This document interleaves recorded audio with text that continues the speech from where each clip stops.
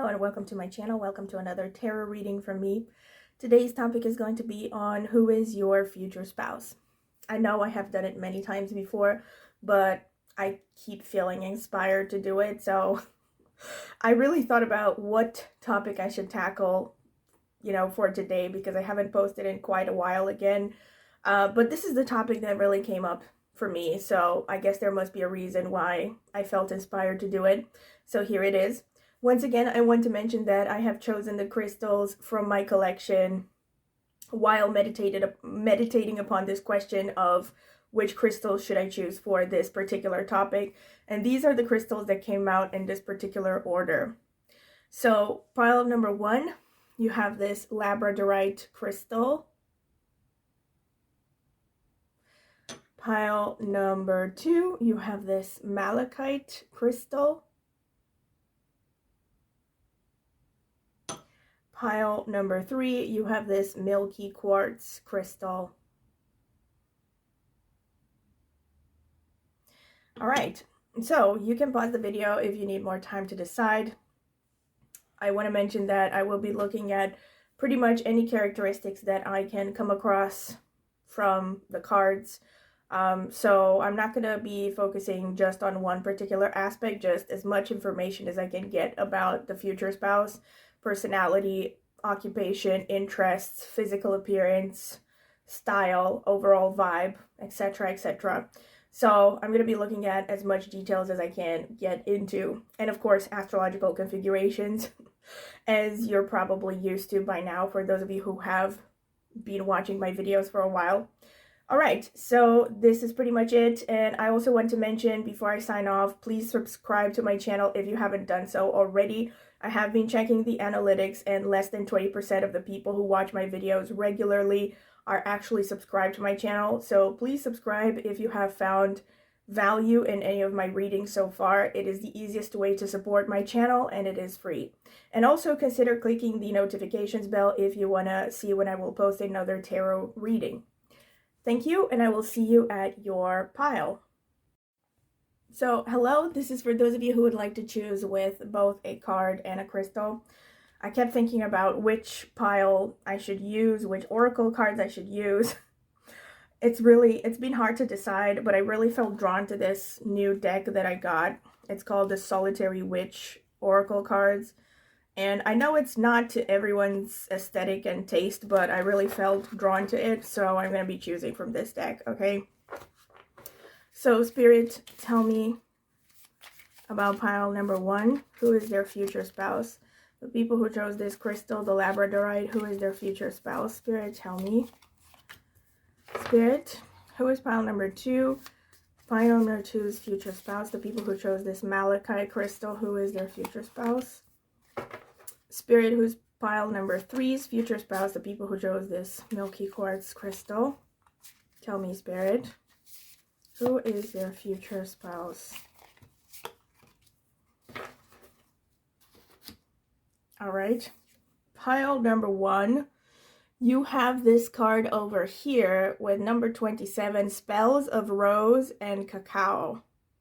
Interesting. Cocoa, cacao, whatever.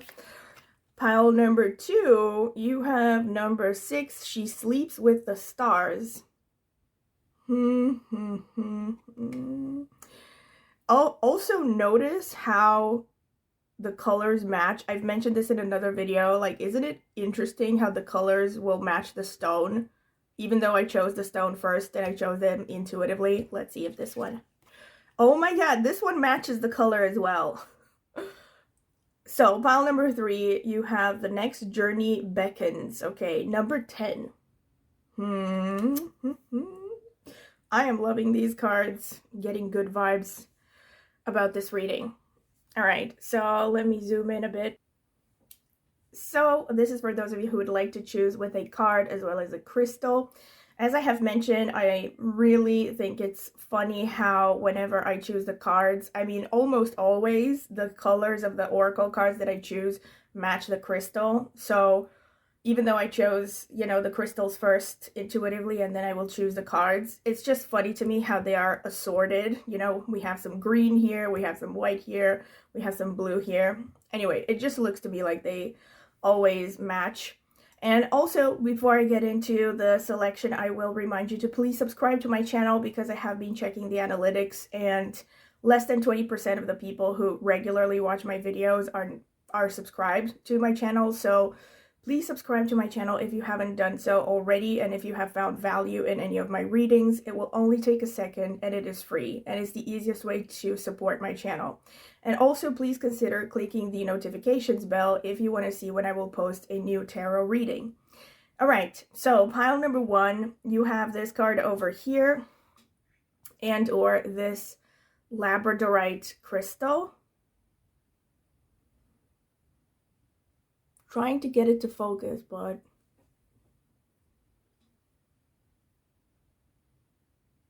okay. So pile number 1, this is your stone. Pile number 2, you have this card over here, and or this malachite.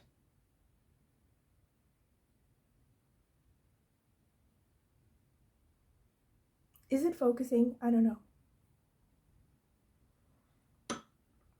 Pile number 3, you have this card over here, and or this milky quartz.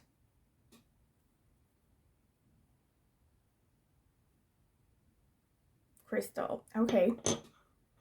So once again, these are your options. Pile number 1, number 2, number 3. You can pause the video if you need more time to decide. And let me fix the lighting a bit.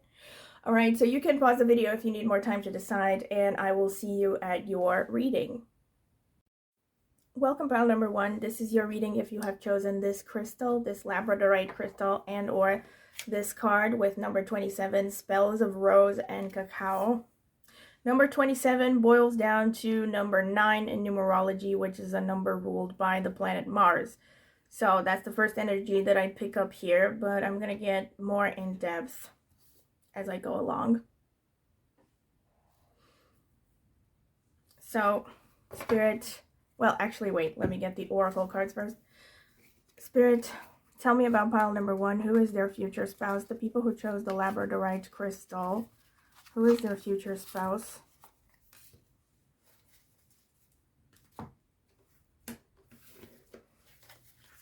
Spirit, what can you tell me for pile number 1? The people who chose the labradorite crystal.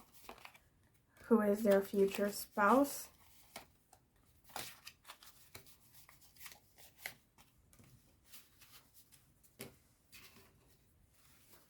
Spirit, what can you tell me for pile number 1? The people who chose the labradorite crystal. Who is their future spouse? So let's see. We have fog with number, what is this? 18. Yeah. Oh my God, number 18, which again boils down to a number 9, just like this one in numerology, which again is Mars energy. And it's also represented by these these unicorns that are running through the forest. This reminds me of that old movie from the 80s with Tom Cruise. I think it was called The Last Unicorn, literally. Anyway, there's Mars energy here, so there are double confirmations. Right, so these cards first. We have Sea Turtle Protection. You are master of finding life's flow. Be in harmony with the rhythm, and your path will unfold. Persevere and you will succeed. You have everything you need to be protected and happy. And Giraffe Visionary. Rise above earthly matters. Glide through life with grace. You are able to see the right path. Stand tall in your self-worth and love with a big heart. Okay. And we have Divine Timing. Interesting. Fog and divine timing, which can show confusion and frustration.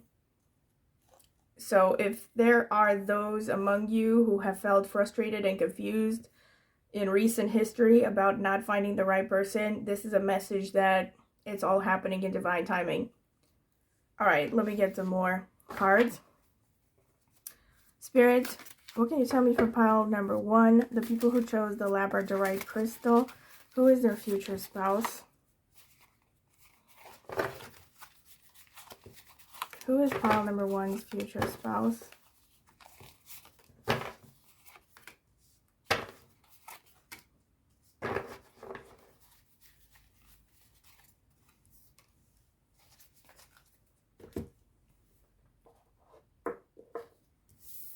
So we have King of Cups. We have Knight of Wands. 10 of Cups. 4 of Swords. The Lovers. Wow.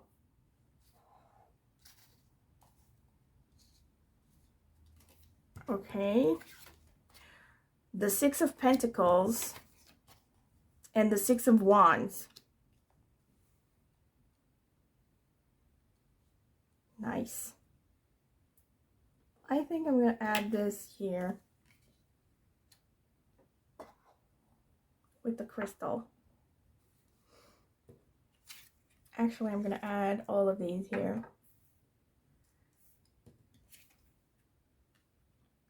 Where should I put this one? Man. All right, it's good like this. Just want to arrange them nicely. All right, so I picked 7 cards. So let me get another 7 cards. Spirit, what can you tell me about pile number 1? The people who chose the labradorite crystal. Who is their future spouse, Spirit?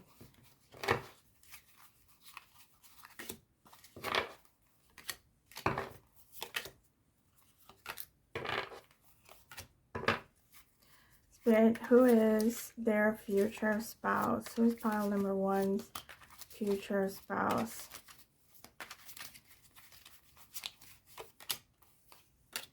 How many is this? Yep, 7.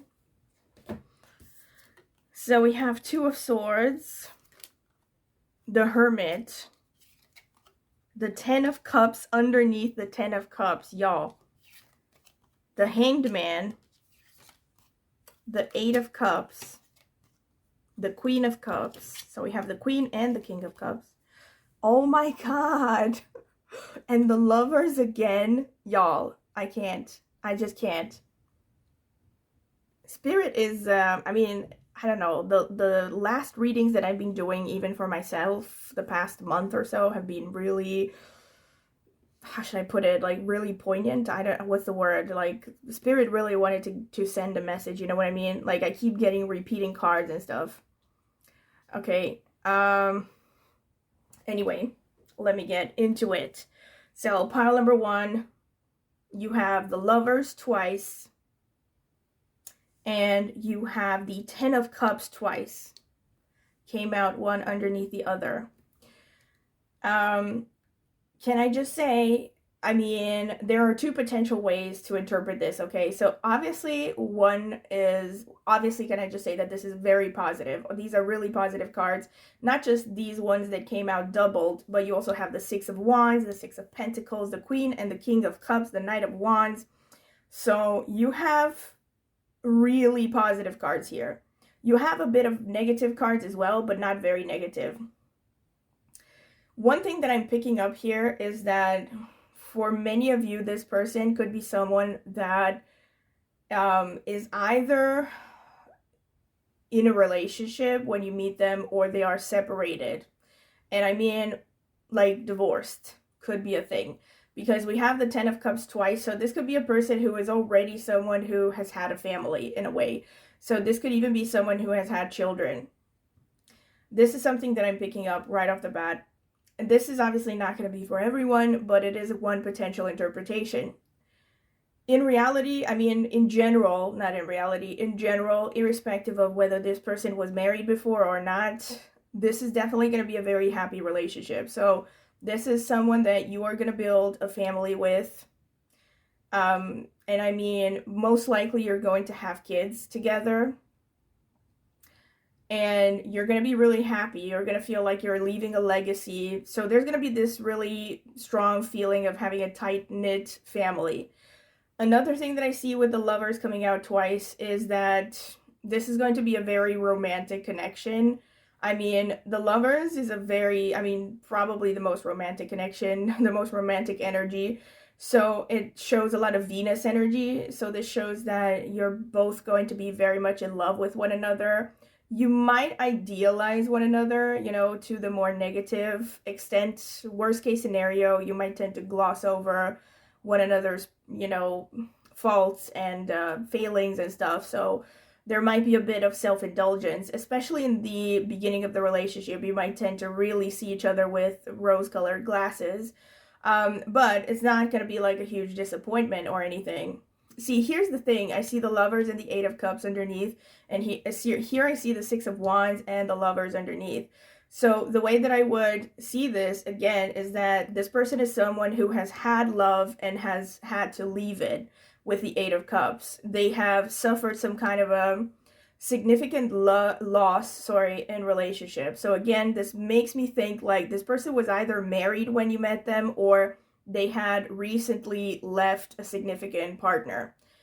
And then we have the Six of Wands and the Lovers, which shows that another successful relationship is on the horizon, right? This is how I would interpret this. But I also see that this is a person who just never gives up on the belief in love. So most likely they're going to be someone who's very romantic. Since there is also a lot of Venus energy here, I wouldn't be surprised. I also have, not only because the Lovers came out twice, which is also the number 6 in the major arcana, but we also have the Six of Pentacles and the Six of Wands. And the number 6 in numerology is ruled by Venus. So I'm getting some strong Venus energy here, even though initially with the Oracle cards I said Mars is coming out as well. So you might have both of them. They're not mutually exclusive. But I also see strong Venus. So this means this person is going to be really romantic. They're going to like the finer things in life. Also with the Six of Pentacles, which one did I see? The Six of Pentacles, the King of Cups, the Queen of Cups. I think this is a person who is quite established in life. Like, I don't think this is someone who, that you're going to meet when you're both struggling, for instance. I think this is going to be someone who has a certain position. Now, obviously, I'm not trying to say that everyone's going to marry, you know, a CEO, CFO, or whatever. But someone who has worked for something and has, you know, some level of social status and a stable financial situation. I also see that this person is going to be really generous with the Six of Pentacles. Their love language could actually be gift giving. They like to be generous, not just with their material resources, but also with their time, their energy, their affection. I'm getting repeated messages that this person could be walking away from a relationship when they're meeting you, or like shortly after they meet you, because we also have the Hangman and the Four of Swords. See, it's really interesting to me that we have the Four of Swords and the Hangman right in the middle of the spread. To me, this would almost suggest like there could be a break in this connection. So this shows that you could, now it doesn't necessarily mean that you're going to get together and go on a break, you know, in the relationship. This could be that there is a distance between the moment you meet them and the moment you actually start to have a relationship. So there's a significant gap there, right, somehow. So this could be someone that, again, some of you might meet this person when they're married, for instance, and they could divorce at a later date. And maybe then you will get together. They will contact you or something. Or again, it could just be that when you meet them, maybe they're single, but they have gone through some bad breakup. They're not ready for a relationship. So there will be, again, like I said, some kind of a time gap between the moment you meet them and the moment you actually start to date or get together or something. The moment you actually start to have a connection, you know. This also gives me a little bit of Jupiter energy and also potentially a bit of Libra though, because the Hangman is an energy of indecisiveness as well. So it could be like, again, literally for some of you, they were on the fence about someone else, and when they met you, when they meet you, they decide to basically pursue you instead of the person that they were with.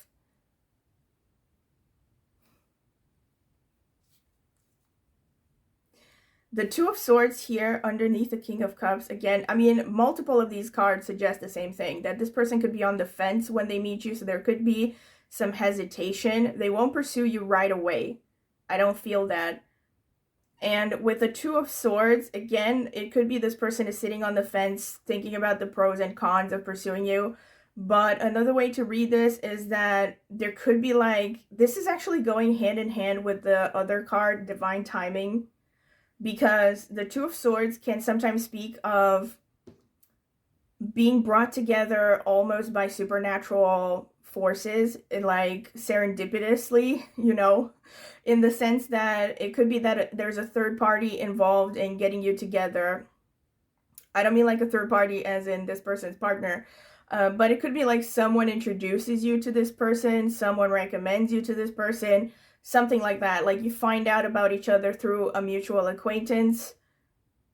Or it could literally be, for some of you, divine timing in the most fated way. Like the universe just seems to conspire to bring you together. The Knight of Wands and the Hermit makes me think, also the Hermit has the number 9 again on it, so that's Mars energy again. I see it predominantly here. I'm seeing Mars, so Aries, Scorpio. With the number 8, we also have Scorpio. Venus, so Taurus, Libra energy. Some Capricorn with the number 10. A bit of Moon energy as well, because we have all this Cups energy, the King and Queen of Cups. And I also see some Mars, right? Like I said, some Mars, so Aries, Scorpio, I said that, right? Pretty much these are the predominant energies that I see, but we're going to get more into astrological notes in a bit. In any case, with the Hermit here, again, this could be a person that has felt alone for a long time. Now, this doesn't necessarily mean that they were single for a long time. For some of you, definitely, it could be that this person has been single. So bear in mind that I'm reading for a lot of people. So it could very well be that for many of you, this person has been single for a long time, maybe even since birth.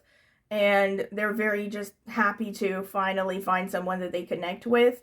But most, more generally, what the Hermit shows is that this person has felt isolated for a very long time. It could just be that maybe this person, even if they were surrounded by people, they didn't really feel connected deeply to a lot of people, maybe not even to anyone around them.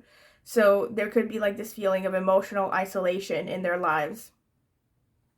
But the Knight of Wands shows that they're going to be very passionate about you. And the Hermit also speaks of a person who's very selective about who they let close to them. A person who is very discerning, only wants to be around people that they have a deeper connection with. Those are the people that get really close to them and see their vulnerable side. Oh my God, I'm getting the last unicorns, playing in my head when I look at this. And I definitely feel this person is very romantic. Very romantic. They're also someone who is naturally good at understanding people because of the King and the Queen of Cups and the 10 of Cups coming out twice. They could be really good at understanding people. So they could be like a natural psychologist. They could be a healer because of the Venus energy. Because of the 6 of Pentacles, this could also be a person who is a teacher or a mentor of some kind.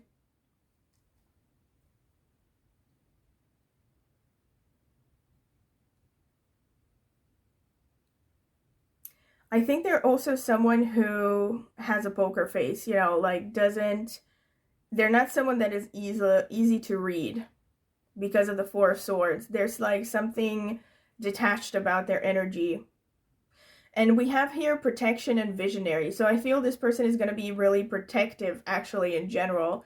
And they're also someone who has a vision for themselves and their lives. So they could be quite ambitious. Again, this makes me think of Mars, Aries energy, maybe Scorpio. This is really interesting because spells of rose and cacao.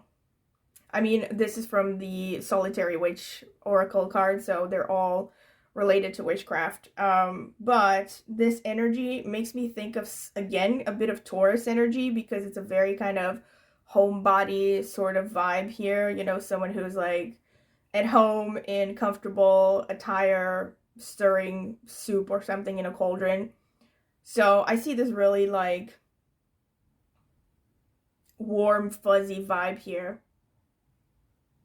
And with divine timing, like I said, yeah, so divine timing and the two of Swords kind of go well together.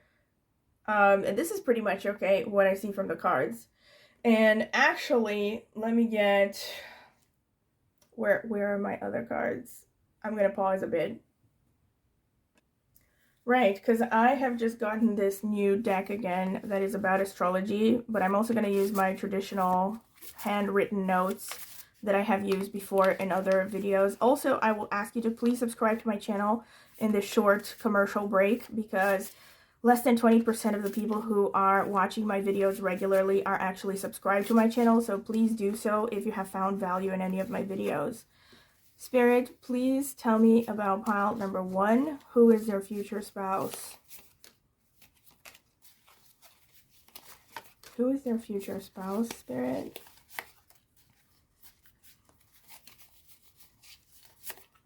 No, this doesn't feel right. Who is pile number 1's future spouse? So let's see. We have the 5th house, joy and play.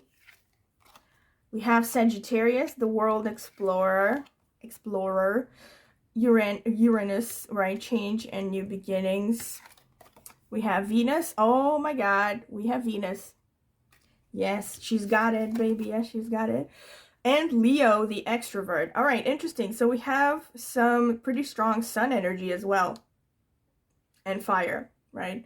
Because we have Sagittarius, we have Leo, and we have the 5th house, which is basically the house of Leo. Uranus for me is Aquarius energy. So even though technically I focus on Vedic astrology, those of you who come from my astrology channel, you know that, but I do understand the basics of tropical. So this is connected to Aquarius. In tropical astrology, Uranus is seen as the, how should I put it? The ruler, right, of Aquarius. So I would see this as Rahu energy, actually, because Aquarius is co-ruled by Rahu, which is the north node of the moon. So Aquarius can mean that this person is pretty individualistic and unconventional. And because we also have that Rahu in Aquarius, this person could come from a bit of a different background, different ethnicity, different religion. You know, there could be some significant differences in your background.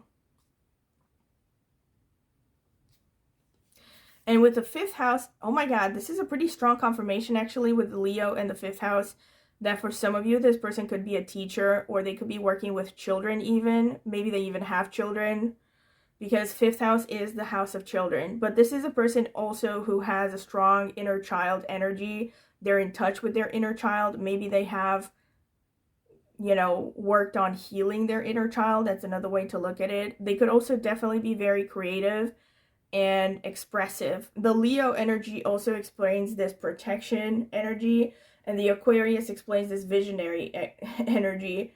So this is a person who, and again, with the Venus showing up, this could also be someone who has strong placements in Libra or Taurus, but they could also just have a very strongly placed Venus or a strongly placed Sun, because I'm looking at energies here. I'm not just looking at, you know, exactly the symbols connected to these cards. And also with Sagittarius, they could have a strong Jupiter as well. And of course, for those of you who come from my Vedic astrology channel, they could also have prominent placements in the nakshatras ruled by the Sun, Venus, or Jupiter. Or Rahu, actually. All right, let me also use the dice for more astrological notes. Spirit, tell me who is pile number 1's future spouse.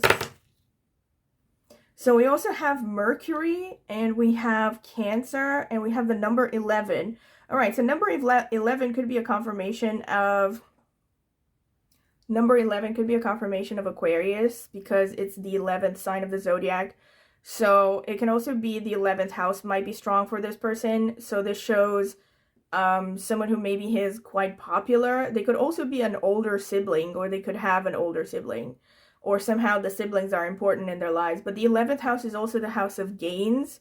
So this person has, again, it's a confirmation of the fact that this person has a strong career position. Mercury here is interesting because Mercury can show a lot of things, but one thing that it makes me think of is this person is a very good communicator. Mercury is the planet of communication in all forms, whether it's spoken or written or in any other way. So this person could definitely be someone who is a very good communicator. They're very good at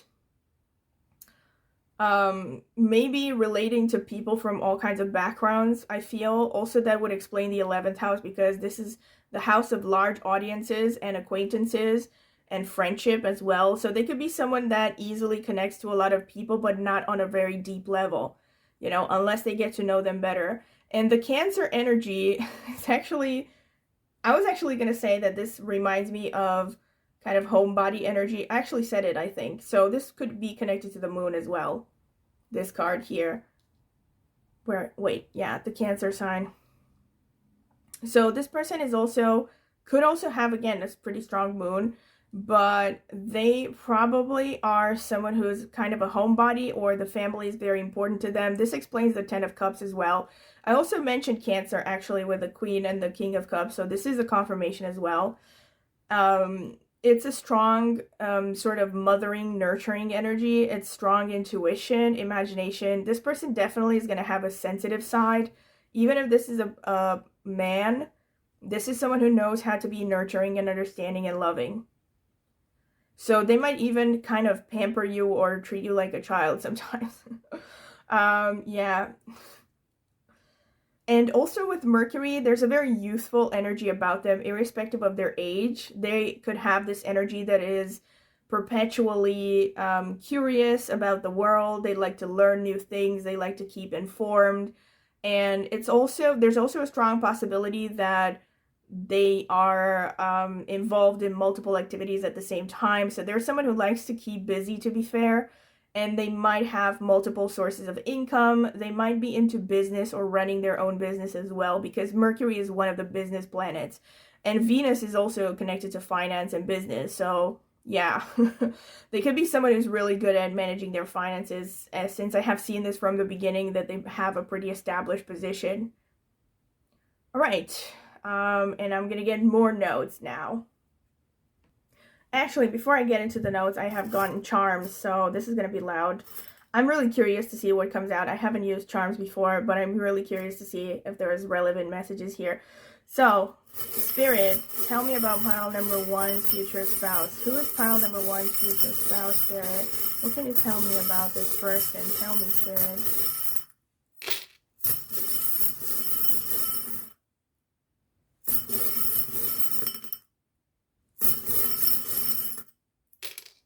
All right. So let's see what we have here. We have a seashell. Tiny little seashell. Okay, so this person, since we also have Sagittarius and Venus, for many of you, this person could have placements in Purva Ashadha Nakshatra, or you could have Purva Ashadha strongly connected to your spouse archetype dispositors, right? So like the Lord of the 7th house, your Darakaraka, if you're a woman, Jupiter or Mars. If you're a man, Venus could be placed in Purva Ashadha. And we have this is interesting to me. These are both connected to communication, because we have the microphone and we have the parrot, which is a bird, but parrots are known for talking. So to me, I would see this as a confirmation of the Mercury energy. This person could be like really good at speaking, to the point where they are maybe public speakers, or they could be, again, with the 11th house, they could be addressing large audiences. So for some of you, it's definitely a confirmation that this person is like a teacher, or some kind of a, yeah, or somehow they're teaching others, you know. This is interesting. This is just a circle. I would see it as kind of a crown in a way, and it actually reminds me of a, I don't know, what's the word for it? Christmas wreath or something Celtic. It actually makes me think of something Celtic or something Roman, even though I'm probably getting too deep into this. So maybe for some of you, this person is of Italian, Irish background, or just any of the former Celtic, Latin peoples. This is, again, a Celtic sign, I'm pretty sure. I'm not sure what it signifies. You know what this reminds me of is the song Adiemus by Enya. I don't know why this I think maybe I saw this in the video, or like one of the videos that I've seen for that song. But again, it makes me think of something Celtic, and also Enya is Irish, so this is really specific. But for some of you, this could be someone who's connected to Ireland or Celtic culture, like I said. This is, okay, corn. Right. This is really cool. Corn. All right. Now, I know the first thing that goes through my mind is that corn is used as a euphemism for, I mean, it's used as a cover for the other word that starts with P, but obviously this is not, I hope that's not what it's connected to. Hopefully this person is not a corn addict. But this makes me think of just something solid and stable, honestly. Again, it makes me think of Taurus energy, you know, because corn is in many, like for instance, in South America, I'm pretty sure in the past it was a staple, you know, a staple of the diet. So, and I'm sure it's a staple in many places, it being a starch and everything. So it makes me think that this person has this really kind of warm, comforting, you know, solid energy. Again, Taurus, Cancer sort of energy. A tree. This is interesting. We have a tree and we have, this is mountains. Wait, let me see if I can show it. These are mountains in a frame. So again, this makes me think of nature lover, Sagittarius. Yeah, nature lover, Sagittarius, confirmation of the Sagittarius energy. This is a person who likes to be out in nature, likes hiking, likes traveling. And the tree makes me think of the tree of knowledge as well. So this person could be very wise, cultured, whether they have like conventional culture or not, or like conventional education. This, I have no idea what this is, but this looks like writing that is in Chinese on it. It's something, I don't know what it's called. Maybe people who are watching this video, maybe you know what this is called. But there's definitely some Chinese characters on it, so some writing or something. So this just makes me think, again, for some of you, this could be culture. Maybe they're Asian, maybe they're actually Chinese or from Chinese heritage. Again, obviously, this is not going to be for everyone. But this could just be like, you know, the multicultural thing that I said. This person could be coming from multiple cultures, or they could like traveling. They could be a globetrotter, sort of. And here we have the moon energy again. This is confirmation of the energies that came out. Strong moon energy with Cancer, because Cancer is ruled by the moon. We have two swords. Two swords, which again to me kind of seems like a bit of well, I don't want to call it necessarily Mars energy, but it could be just the fact that this person is really protective. They could be ready to jump for a fight if they are provoked.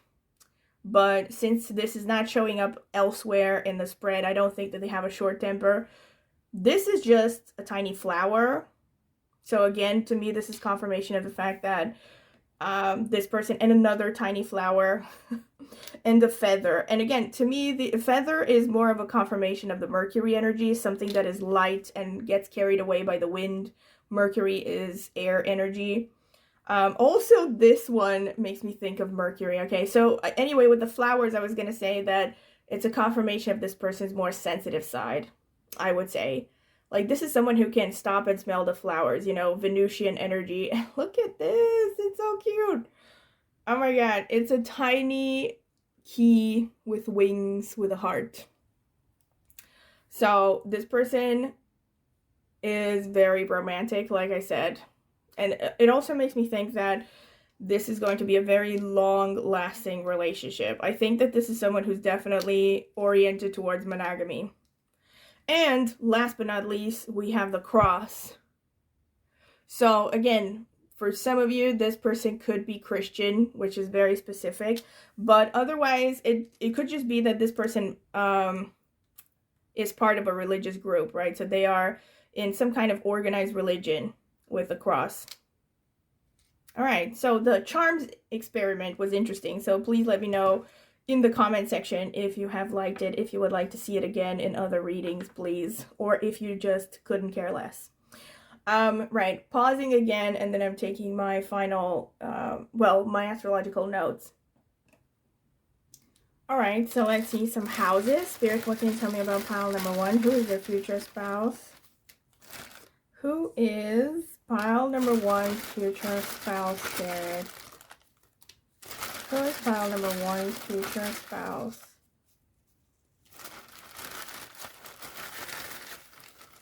Okay, I think that's enough.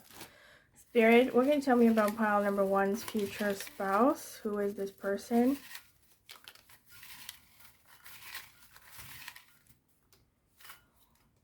All right. So let's see. Let's see the houses first. We have the 6th house, interesting, the house of service and health. We have the 9th house, which is the house of traveling, and it's also connected to Sagittarius energy. We have the 4th house, which is moon energy or Cancer energy. Makes sense. And we have the 10th house, which is that Capricorn, career-oriented energy. Let's see some more. We have Rahu, confirmation of what I said. So this person could definitely be coming from a slightly different ethnic background or religious background or something. And we also have Ketu. So this person is very spiritual as well. And Ketu is the co-ruler of Scorpio. So it is a very strong confirmation. We have Mars. Oh, Lord. Mars is very strong confirmation, like I said. Aries, Scorpio. We have Leo again. I can't. Some really strong. And we have Capricorn again. Okay. Very strong messages and confirmations at this pile. Libra. Oh, Lord. Have mercy. And the moon. I cannot. Y'all. And the moon, which is ruling Cancer. So here we have that confirmation of Cancer energy. Where am I going to put this? Okay, this is good. So can I just say this person is very wise spiritually and very mature. This could be someone who is very much even interested in things like astrology, tarot, or everything that is a bit, you know, paranormal. Even if they are also at the same time quite traditional because of the Capricorn energy. So they might be involved in an Abrahamic religion, for instance, and they might still dabble in things that are frowned upon in that religion, like tarot or the occult or stuff. You know, they might be reading into spirituality or reincarnation or stuff like that. It's really cool, interesting energy. Okay, we have Satta Bishak Nakshatra, which falls in Aquarius and is ruled by Rahu. Further confirmations. This is a nakshatra that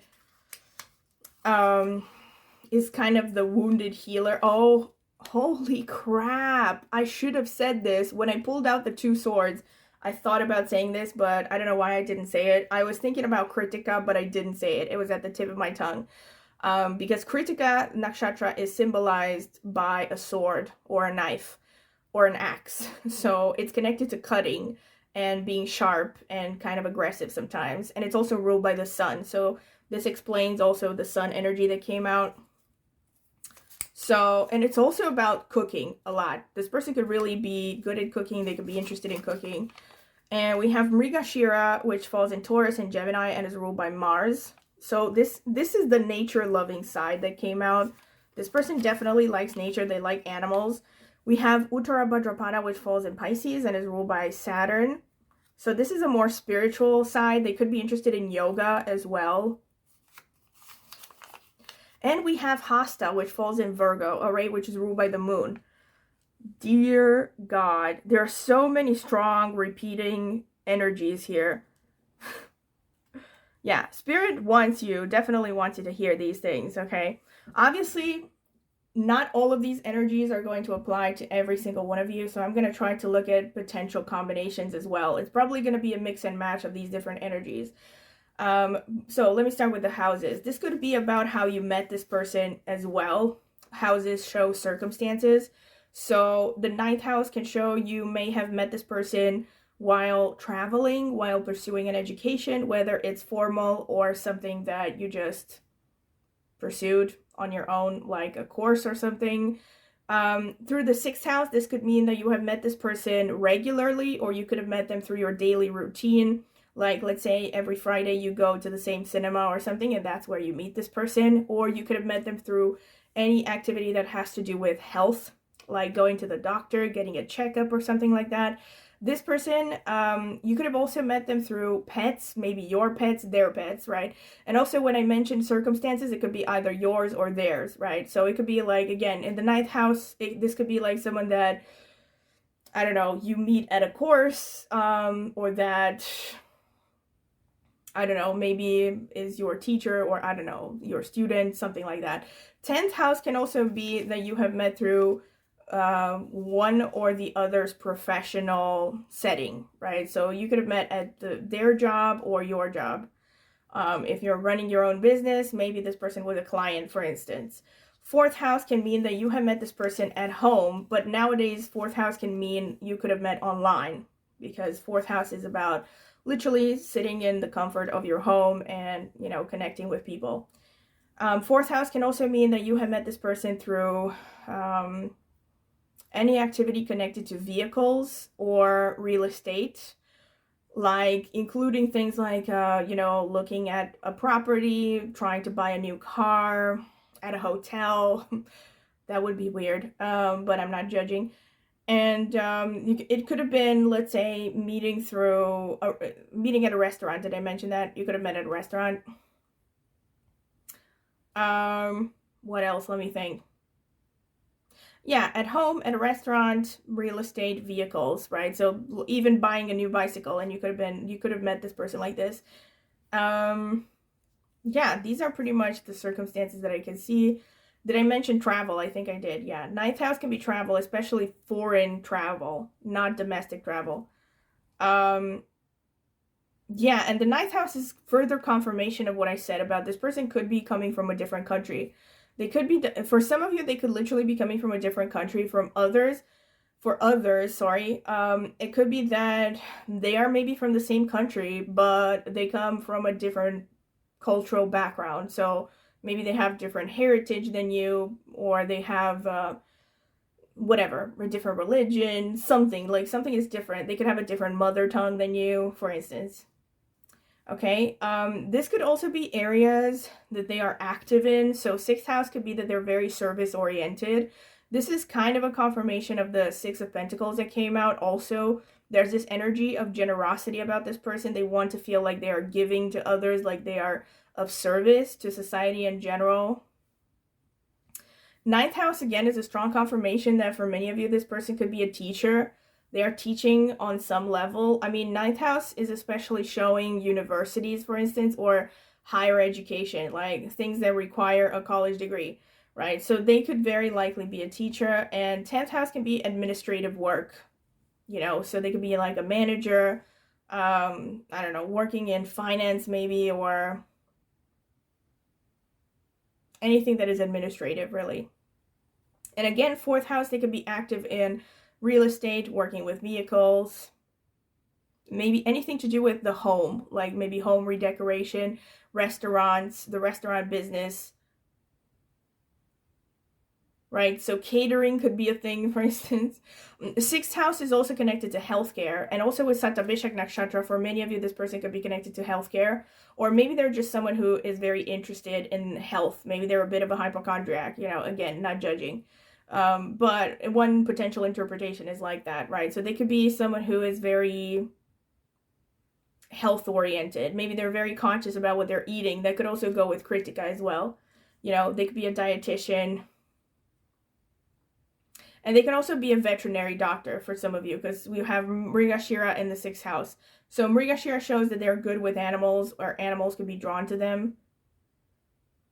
And with Capricorn, this is a confirmation of the 10th house. This also shows this person can be very serious and mature, and they're probably quite career oriented. You know, they're probably really hardworking.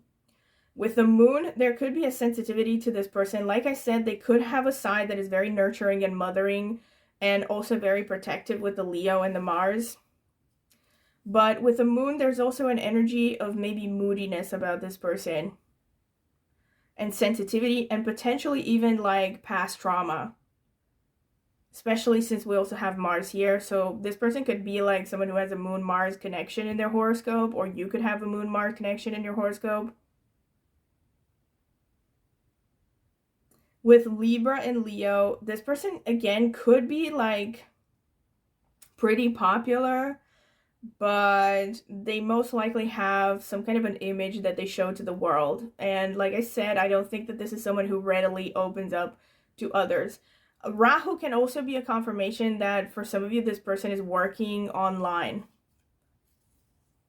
or you could have met this person online through online mediums. With Mars, they probably have a strong muscle mass. They're probably focused on fitness. And they're probably above average good looking as well, because we have the moon, we have Libra. This person could have a pretty wide face with the moon. They could have a bit of a round face as well, like they could have something soft about their features. And also with the energies that I see here, actually no, I was gonna say I see a lighter complexion, but it could go either way, because we also have Mars and Rahu that could be like a darker complexion, and then we also have like Moon, Ketu, Leo, that could be like a lighter complexion. So it's all across the board. The Ketu energy, like I said, could show that this person is very spiritual. This could also show that they are very intuitive, so they learn through doing a lot more than theoretically, for instance. But they also have Rahu and Ketu, so there's a balance here between the intuition, the intuitive mind, and the rational mind. With Rahu, again, they're, like I said, they could come from a foreign culture. I said that. There could also be something unusual about them, the way they carry themselves, or even their physical appearance. So, like, they could have tattoos, they could have piercings, or it could even be something about their features. Like, they could have one eye that is a different color than the other, or they could have like these conditions that are relatively benign but that they affect the appearance, like vitiligo, for instance. Just giving you examples, doesn't mean that everyone's gonna have it, but you know, there could be something unusual about them like that.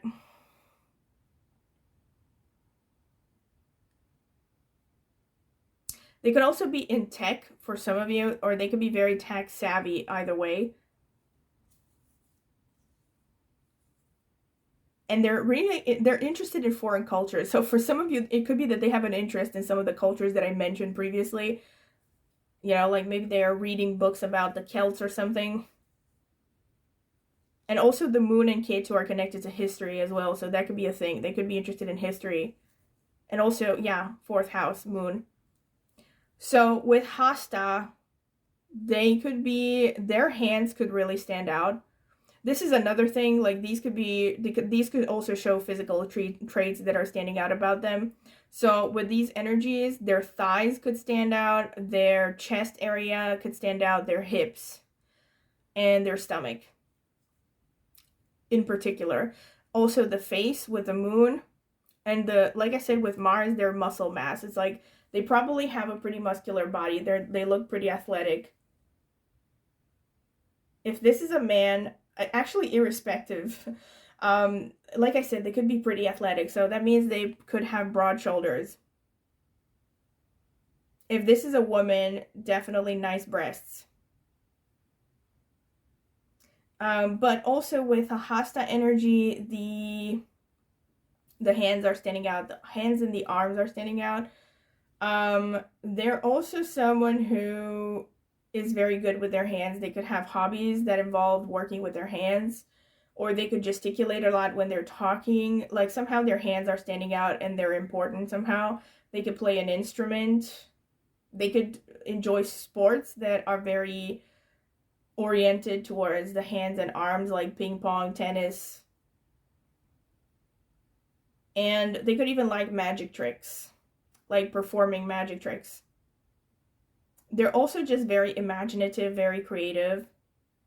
And again, there's kind of that mothering energy here with Hasta.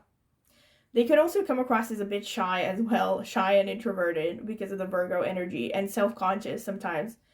And Uttara Bhadrapada is showing, like I said, yoga potentially. Again, this is a spiritual energy, so they could be very much into mysticism themselves, studying about it. With Kritika, they could have a sharp tongue. If this is a man, this is most likely someone who's pretty masculine, comes across as pretty masculine, at least on the surface, because of that Kritika energy. So they could come across as even a bit macho, or even worst case scenario, a bit of toxic masculinity. In the sense that they could come across as pretty arrogant or something, or full of themselves. Because of that sun energy. So, and they also can come across as pretty tough because of the Kritika. So Kritika is called the butcher caste in Vedic astrology. So they're known for basically being sharp and undiplomatic. So they can be very kind of blunt sometimes and even hurt people's feelings, even hurt your feelings sometimes. But it's not because they're badly intended. You could probably solve that through conversation, you know, just telling them that they've gone too far. Although I will tell you, with this Kritikai energy, this person is probably going to be pretty bossy, and it's probably very difficult for you to change their mind about everything. Sorry, anything. In the sense that, you know, they're probably just going to be set in their ways, and once they have decided to do something a certain way, it's going to be difficult to sway them. And with Satabishak, ironically, both Kritika and Satabishak are butcher casts, actually. So, but Satabishak is also connected to medicine and, you know, healing, and especially the wounded healer archetype, like I said. So this could be a person who has suffered a lot in life with the Satabishak Nakshatra. Maybe they have had like chronic illnesses or mental illnesses. I mean, either physical or mental illness, it could be, or some kind of significant suffering that has made them very wise and able to understand other people who have the same problems, and therefore they can help other people who have had similar problems to them. And we have Mrigashira, like I said, that shows not just that this person might be interested in nature, they could really be drawn to forests, or forests might be like an area where they feel very relaxed and comfortable. Like maybe they go to forests to recharge. They really feel drawn to nature, I will say that. But, and also animals, like I said, so animals could be drawn to them even with Mrigashira. Yeah, so pets could be important, etc. But another thing that I wanted to say is with Mrigashira and Kritika, this person has a very sharp mind. So they are very logical, they're very attentive to detail, also with this Virgo energy. They're very logical, attentive to detail, you know, they have good investigative abilities. They're probably the kind of person that can spot a needle in a haystack, you know.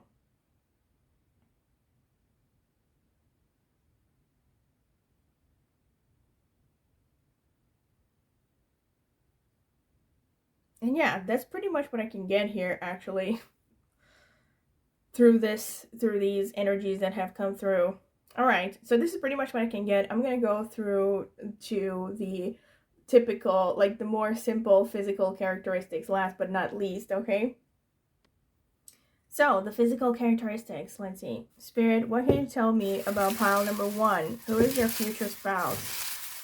Who is this person? Tell me, Spirit. Who is pile number 1's future spouse?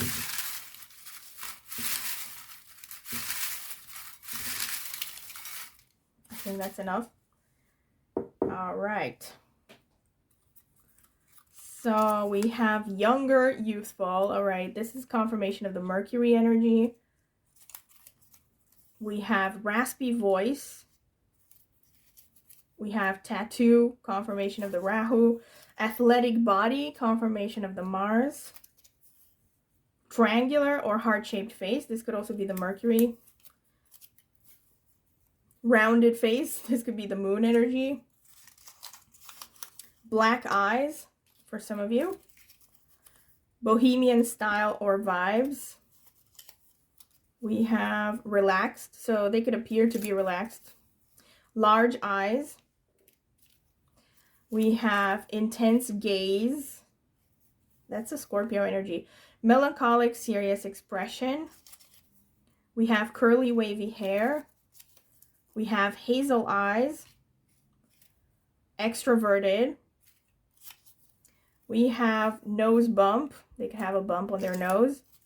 Beautiful hands. Wow. Confirmation of Hasta. Round eyes twice. Green eyes. Sporty casual style. Active. All right, so they like to stay active. That's a confirmation of the Mars energy. Round eyes again. Wow. Like, round eyes came out 3 times. I can't, like, or twice. Facial hair. All right, obviously not for everyone. Not if this is a woman, I think, most likely. Large eyes. Twice. Red or auburn hair. Introverted. Tall. Thin lips. Okay, large eyes. I think I have looked at that one. strong jaw, jewelry, so they could like to wear jewelry or maybe some accessories, almond-shaped eyes, glasses, so they could wear glasses for some of you, older, more mature. All right, so for some of you, this person is younger, for others, it's older, so that's not so relevant. But they could have their energy that is pretty mature sometimes, but sometimes like youthful and fresh. Light to medium blonde hair, extroverted twice, and jewelry came out twice. Okay, so this could be someone who, you know, like they really like to wear certain pieces of jewelry. Maybe they are wearing something that has some kind of sentimental meaning for them. Or, like I said, it could be like a watch or some kind of accessories. All right, so this is pretty much what I have for you, pile number 1. I hope you have enjoyed this reading. I definitely have. Once again, I will ask you to please subscribe to my channel if you have found value in any of my readings, including this one. It's the easiest way to support me, and it is free. And also consider clicking on the notifications bell to see when I will post another tarot reading. And also, if you're interested in a private tarot reading, you can check out the video description. I will leave my email there. You can email me for pricing list and other details about how to get a reading. I can also send you examples of readings I have done so far, just for you to see what the format looks like. They're basically similar to this, you know, it's just a recording of the cards and me interpreting them. Also, I will leave a link to reviews I have gotten for private readings before. I will also leave that link in the video description if you're curious to check it out. And last but not least, I have an astrology channel. I focus mainly on Vedic astrology, but I have experience in tropical as well, so I use insights from tropical sometimes as well. I will link the link to my astrology channel in the video description. So go ahead and check it out. Maybe subscribe to that channel if you like it, if you like astrology. I would greatly appreciate it. So thank you very much for listening, and Happy New Year, since this is the since this is the first video that I post 2024 on my tarot channel. So yeah, Happy New Year, a late Happy New Year to all of you. Hopefully 2024 is going to be better than the previous 4 years. We all need that, all right? So yeah, thank you for listening. I hope to see you at my next tarot reading. Bye! Welcome, pile number 2. This is your reading if you have chosen this card over here. She sleeps with the stars, number 6, which is ruled by Venus, and or the malachite crystal. All right.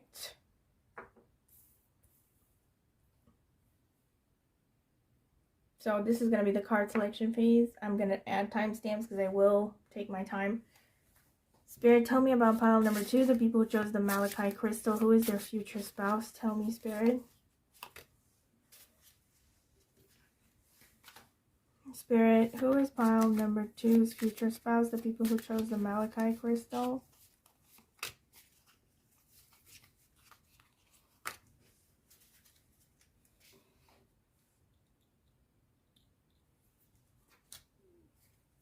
Spirit, who is pile number 2's future spouse, the people who chose the malachite crystal? Tell me, Spirit.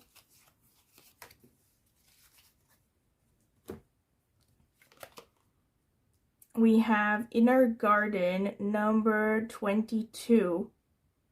Okay, master number, Inner Garden. Let's see. We have Hummingbird Miracles. You are the joy bringer. You bless the world with positivity and love. Energy soars on your shining wings. Spread the miracle of happiness.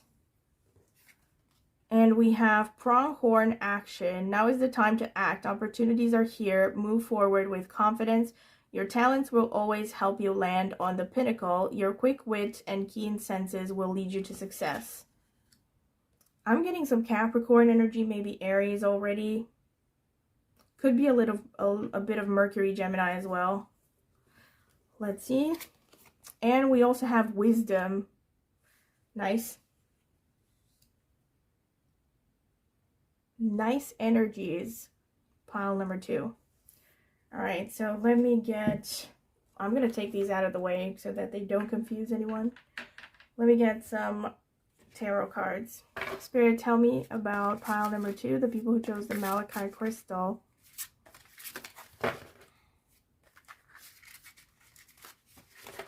Tell me about pile number 2, the people who chose the Malachite crystal. Who is their future spouse? Tell me, Spirit. Who is pile number 2's future spouse?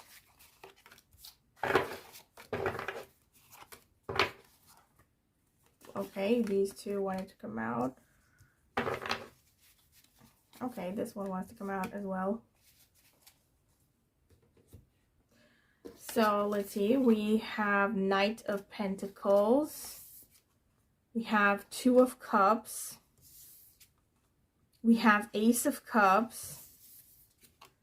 We have Five of Pentacles. The Knight of Cups. The Five of Cups. The Queen of Pentacles.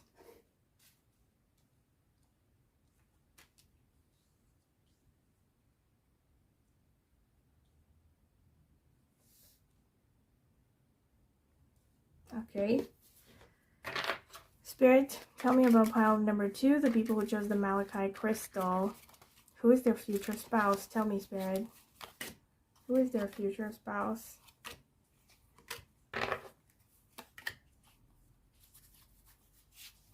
Yeah, this one. Spirit, who's pile number 2's future spouse? Tell me.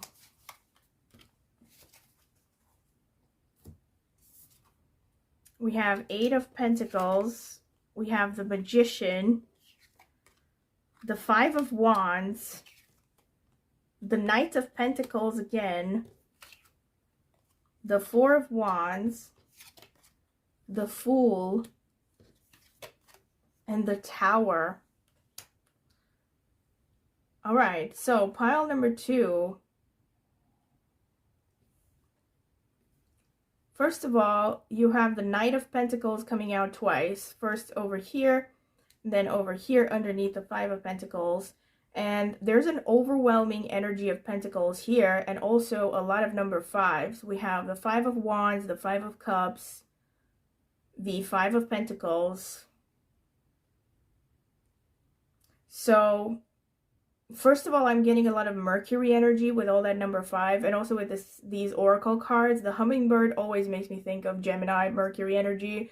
Someone who is light on their feet and, you know, kind of a social butterfly. Someone who likes to mingle a lot. Someone who's very curious, has this kind of very light, you know, clean energy. And also here we have a very young looking person with Inner Garden, number 22. So this again makes me think kind of Mercury Taurus energy maybe. So this person definitely has some strong earth energy, that is Taurus, Virgo, Capricorn, because there's so many pentacles. And then we also have some healthy amounts of Cups energy as well. We actually have the Two of Cups and the Ace of Cups and the Knight of Cups. So a lot of romantic energy, pile number 2. This person definitely is really romantic. Look at the Ace of Cups. So this relationship with this person is going to be very, very deep emotionally. There's going to be like a soul level connection here that is just purely romantic, purely emotional. We have the Ace of Cups and the Five of Wands. This is interesting, all right? So I'm just going to say it right now. If you were drawn to pile number 1, you might want to check it out, but only if you feel drawn to it. Otherwise, you're probably going to get all the messages you need from this one. I was going to say there is a slight similarity in energies, in the sense that I also feel like this person could be coming from a slightly different background. But so far, I'm not picking up on huge differences, like totally different culture, different country or something. It's just that this might be someone that you actually start out on the wrong foot with. Or it could be someone that you argue with a lot. It's because of this Five of Wands energy. So we have the Ace of Cups and the Five of Wands underneath, which to me makes me think that, you know, love triumphs in the end, in the sense that even though you argue with this person, you will always love each other. But there is kind of that argumentativeness, you know, that friction going on with the Five of Wands. And this shows me so that there is a significant difference in background, in the sense that you could have been just raised very differently in different environments, so maybe not necessarily a different ethnicity, but there's some significant difference between the two of you that sometimes makes it hard for you to see eye to eye. Okay, so communication is definitely going to be very important in this relationship.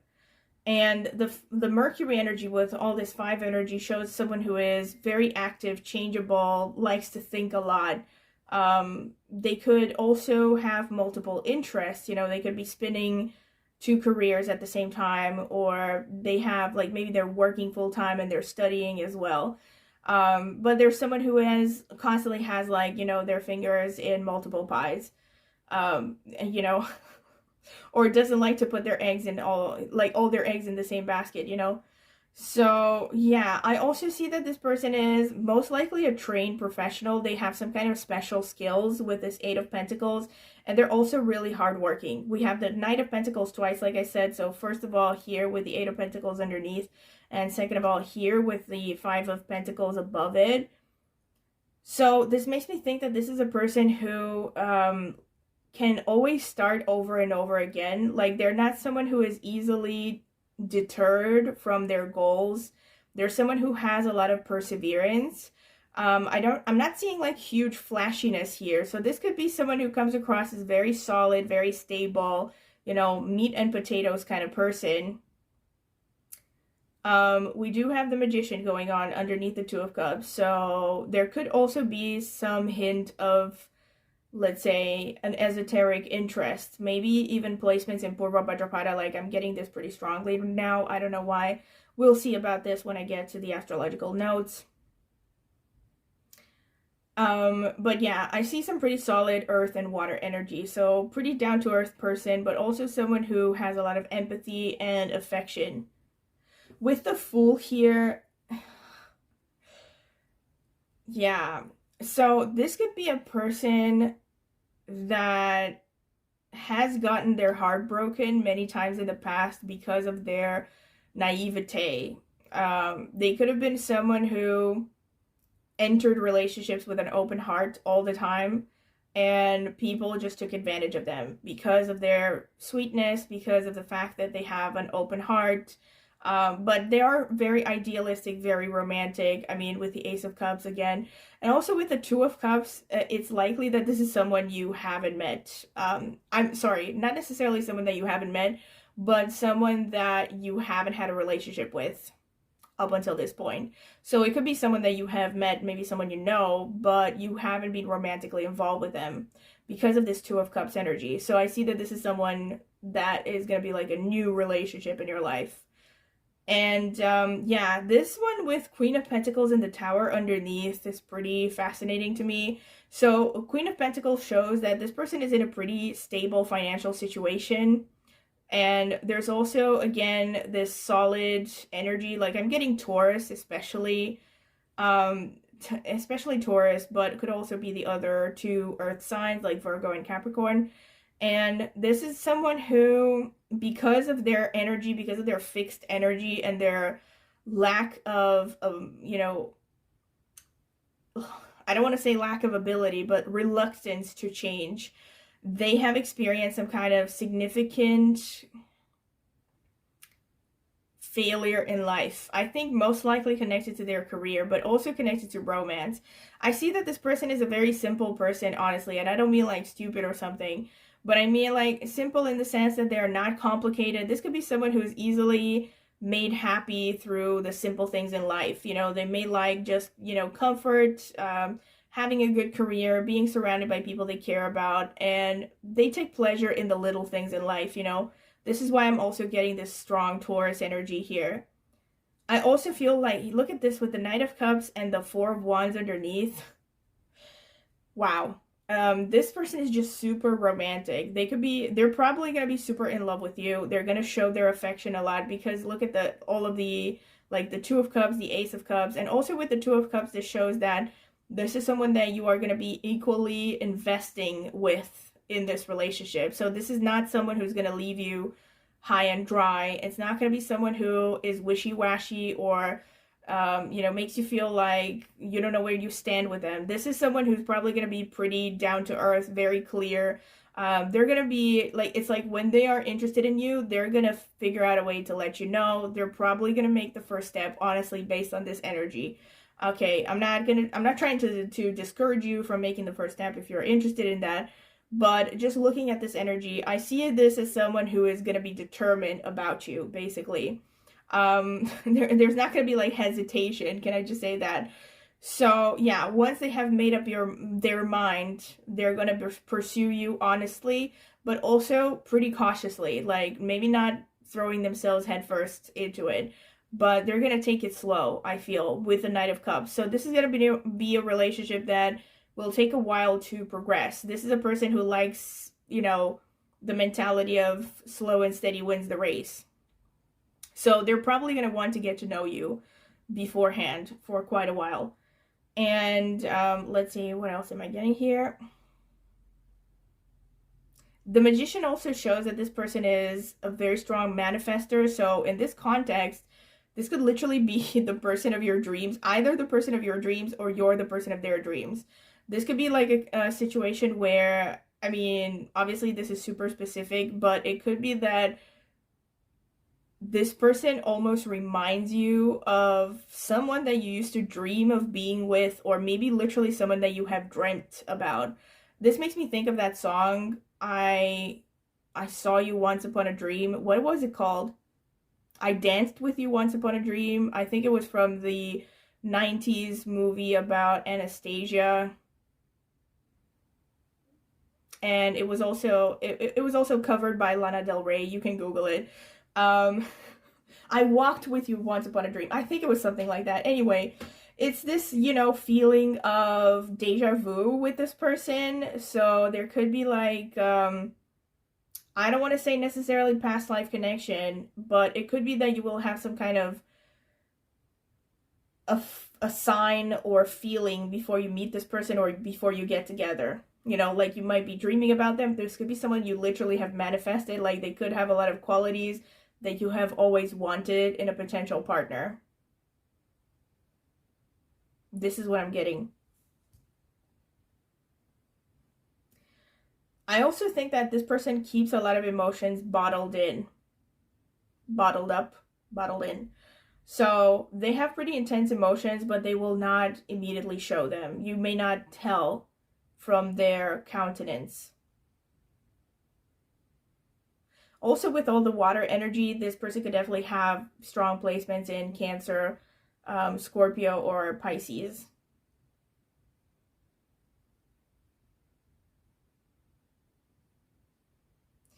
I'm also getting this strong Cancer energy here from this card with She Sleeps with the Stars, even though it's number 6, which is ruled by Venus as well. There's a strong, like, mystical feminine energy here as well with the Magician as well. And also definitely with the Magician, this person, it might be interested in occult stuff, you know. They could be interested in very kind of niche things, including tarot, astrology, stuff like this. But it's really funny how the Two of Cups and the Magician came out together. So to me, this shows that you're both going to be very impressed with one another. And you're both going to be equally invested and interested in one another. Alright, so this is pretty much what I can see from the purely astrological notes. Let me get into, sorry, from the purely tarot part, let me get more astrological notes as well. Alright, so I got this deck, which is also based on tropical astrology recently, so I want to try it out.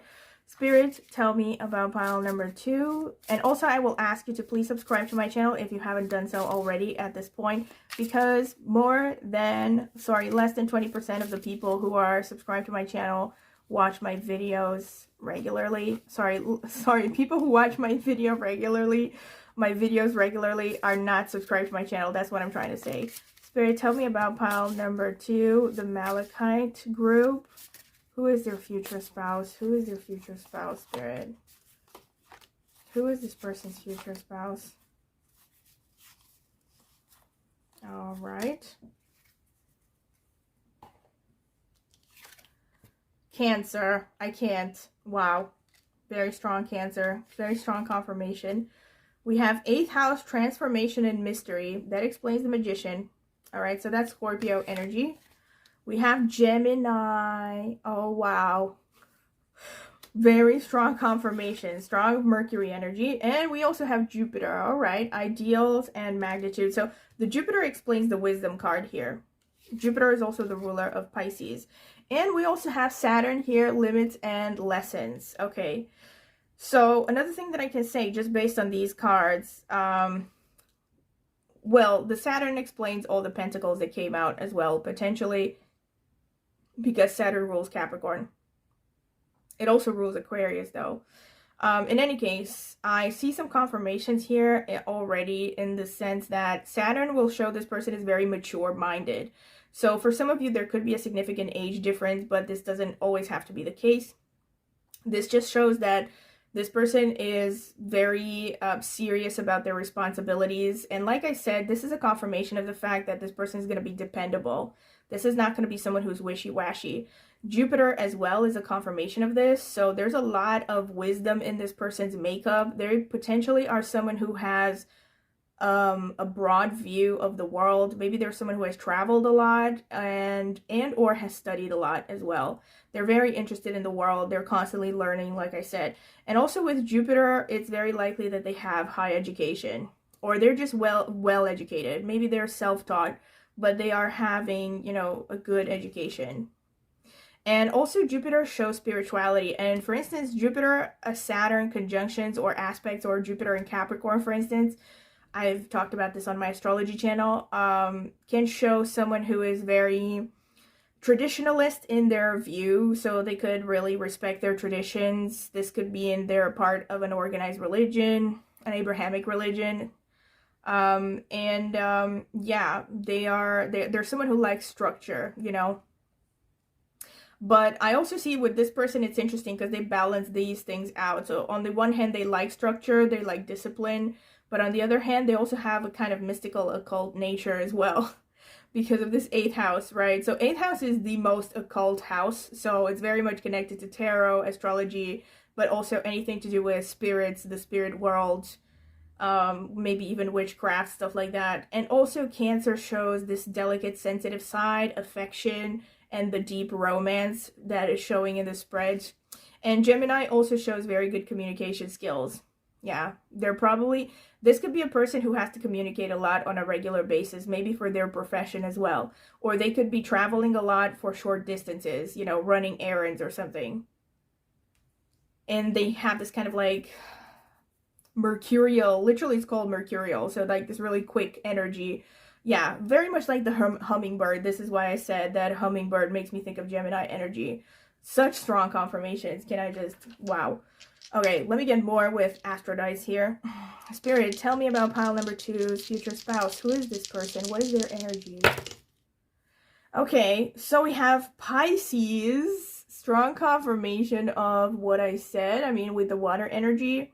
This could also just show more inclination towards faith and intuition. And yeah, this person could be religious for some of you, definitely, because faith is very important for Pisces. And we also have the moon, so more of the water energy and more Cancer energy, more of a confirmation. And we also have number 4, which is further confirmation of the moon energy. So this person, for many of you, can have a very strong moon energy. I wouldn't be surprised, again, if you come from my astrology channel, you could have moon as the dark arca, or some of you could have Jupiter as the dark arca, or you could have moon or Jupiter aspecting your dark arca, or your 7th house, or your 7th house lord. If you're a man, these planets could be aspecting your Venus, or you could have Venus or the 7th house lord, or or the dark arca in a nakshatra, or a sign that is ruled by the moon or Jupiter. Or Mercury, because I also feel like strong Mercury here. Yeah, in any case, because of all the Cancer energy, this person is very... See, here's another thing. This person could be a patriot, because the 4th house is connected to the homeland, the mother tongue. So irrespective of what their background is, this could be someone who's really strong, really proud of their origins. You know, very connected to their origins. Maybe the relationship to their mother is very important to them. They might be very strongly connected to their mother. And they definitely have strong intuition, strong emotional side, very, very romantic. Yeah, the Pisces definitely explains. So this person is idealistic and romantic. Yes, they're going to woo you. They're going to be empathic and understanding and caring and nurturing as well, irrespective of their gender. So I would say really good, really good spread here. Okay, so I'm gonna get more more astrological um, more astrological energies. But before that, I have decided to use some charms. I keep forgetting about this step. I have gotten these charms because I keep seeing people using charms, so I wanted to try it out. And I thought it would be fun. You know, please let me know in the comments if you like it or not. Yeah, I'm curious to see what messages are coming out. Spirit, please tell me about pile number 2, the people chose the Malachite. Who is their future spouse? Who is their future spouse? Good. Who is pile number 2's future spouse?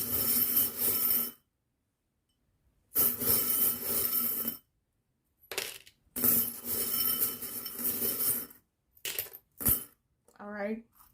So let's see. Okay, so we have a heart. This explains all the cups. A heart and a flower on top. Very romantic person. That's all I'm going to say. A very strong emotional bond. We have a second heart here. We have an even stronger heart with heartbeats here. The heart that's showing a pulse as well. So very intense emotions, very passionate connection. This is what I'm seeing here through this. Oh my god, we have the dolphins, which is just a confirmation of all the water energy going on here. This person could even be very connected to the sea, or maybe they're living by the sea. That's another thing. Or maybe they like fish. Maybe they have a fish tank or something. There's very strong connection to water. The key here, this just shows me that this person is really mysterious. There's a lot of them that is closed off to the general public, you know, but you're going to be the person who gets the goodies. You're going to be the one who unlocks their heart and their emotional side. Here we have a moon with a star. This is interesting because we have here, she sleeps with the stars. So already from the first time that I saw this card, I saw there's a moon on it. So I thought this is going to be the pile that has strong moon energy. And you keep having recurring moon energies here. Yeah. Doesn't this also kind of vaguely remind me of Turkey's flag? I hope I'm not getting it wrong. All right, so for some of you, there could be a message. Maybe there's some connection to Turkey. That's really obviously not for everyone. But this could also just be a strong confirmation of the Cancer energy, the fact that this person is very intuitive, very romantic. Let's see, we also have a seashell. We have a lot of sea energy here. So we also have a seashell and a starfish. So yeah, they could be living by the sea or something. Another star. Oh my god, I realized starfish, star, another star, so 3 stars. Let's see, any other stars? No. But yeah, we have the original oracle card that says she sleeps with the stars and you have a lot of stars. So another thing is this person is very dreamy, all right? So I'm not trying to say that they're totally heads in the clouds, but they're very dreamy. They're someone who's romantic, who's idealistic, who, you know, is going to put you up on a pedestal, to be honest. They want to, you know, treat you like their perfect, ideal partner and spoil you and take care of you with all that moon energy. So I would say jackpot, you know. Also, here we have the snowflake. Again, this makes me think of that, you know, kind of an online insult of don't be a snowflake. So again, this could just show this person is really sensitive, but to me, this could also be a connection to winter. Like, either you're going to meet in winter or you're going to get together in winter. There could be some kind of strong connection there. We also have this thing that is with Chinese writing on it. So this is very specific, but they could be coming from Asia, or they could even be connected to Chinese somehow. Maybe they speak Chinese or something. Yeah. And we also have the swords twice. This could be Kritika energy. This also came out, the swords came out twice for the pile number 1 as well. So this could be Kritika energy, but this could just show a person who, you know, has a kind of a feisty side. They could be really protective as well. They could also just be really sharp in the sense that they have a sharp wit and they are clever with their words. You know, a sharp mouth. A sharp tongue. Oh my god, we have a turtle as well. There's so many charms connected to the sea. Okay, so take this how this resonates. Obviously, very specifically, some of you could Like for some of you, this person could have turtles or something, or they're just very interested in marine life, maybe. We also have a wing, so this makes me think of the hummingbird, and again, it makes me think of Mercury. This person is just very light on their feet. They could be really active and travel a lot. They love to travel, I think. And we have some Celtic symbols as well. So again, this could be a connection to former Celtic territories, you know, like Ireland, Portugal. I don't know which other ones there are. And here we have the chalice, or let's say the cup of wine. This makes me think of Rahu energy, so I'm curious if Rahu is also going to show up in the astrological notes. But it also makes me think of Wicca again. So for some of you, this could be someone who is into Wicca or anything occult, like something that involves ceremonies. This also makes me think of the Catholic First Communion stuff. You know, there are a lot of religions that use cups for rituals. So again, it makes me think of a ritual, more likely, not so much alcohol or something. It could also potentially be connected to alcohol, but ritualistic alcohol, if that makes sense. All right, so now I'm going to get into more astrological notes. All right, so let me get into houses first. Spirit, what can you tell me for pile number 2, the people who chose the Malachite? Who is your future spouse, Spirit? Okay. Spirit, who is pile number 2's future spouse? Tell me.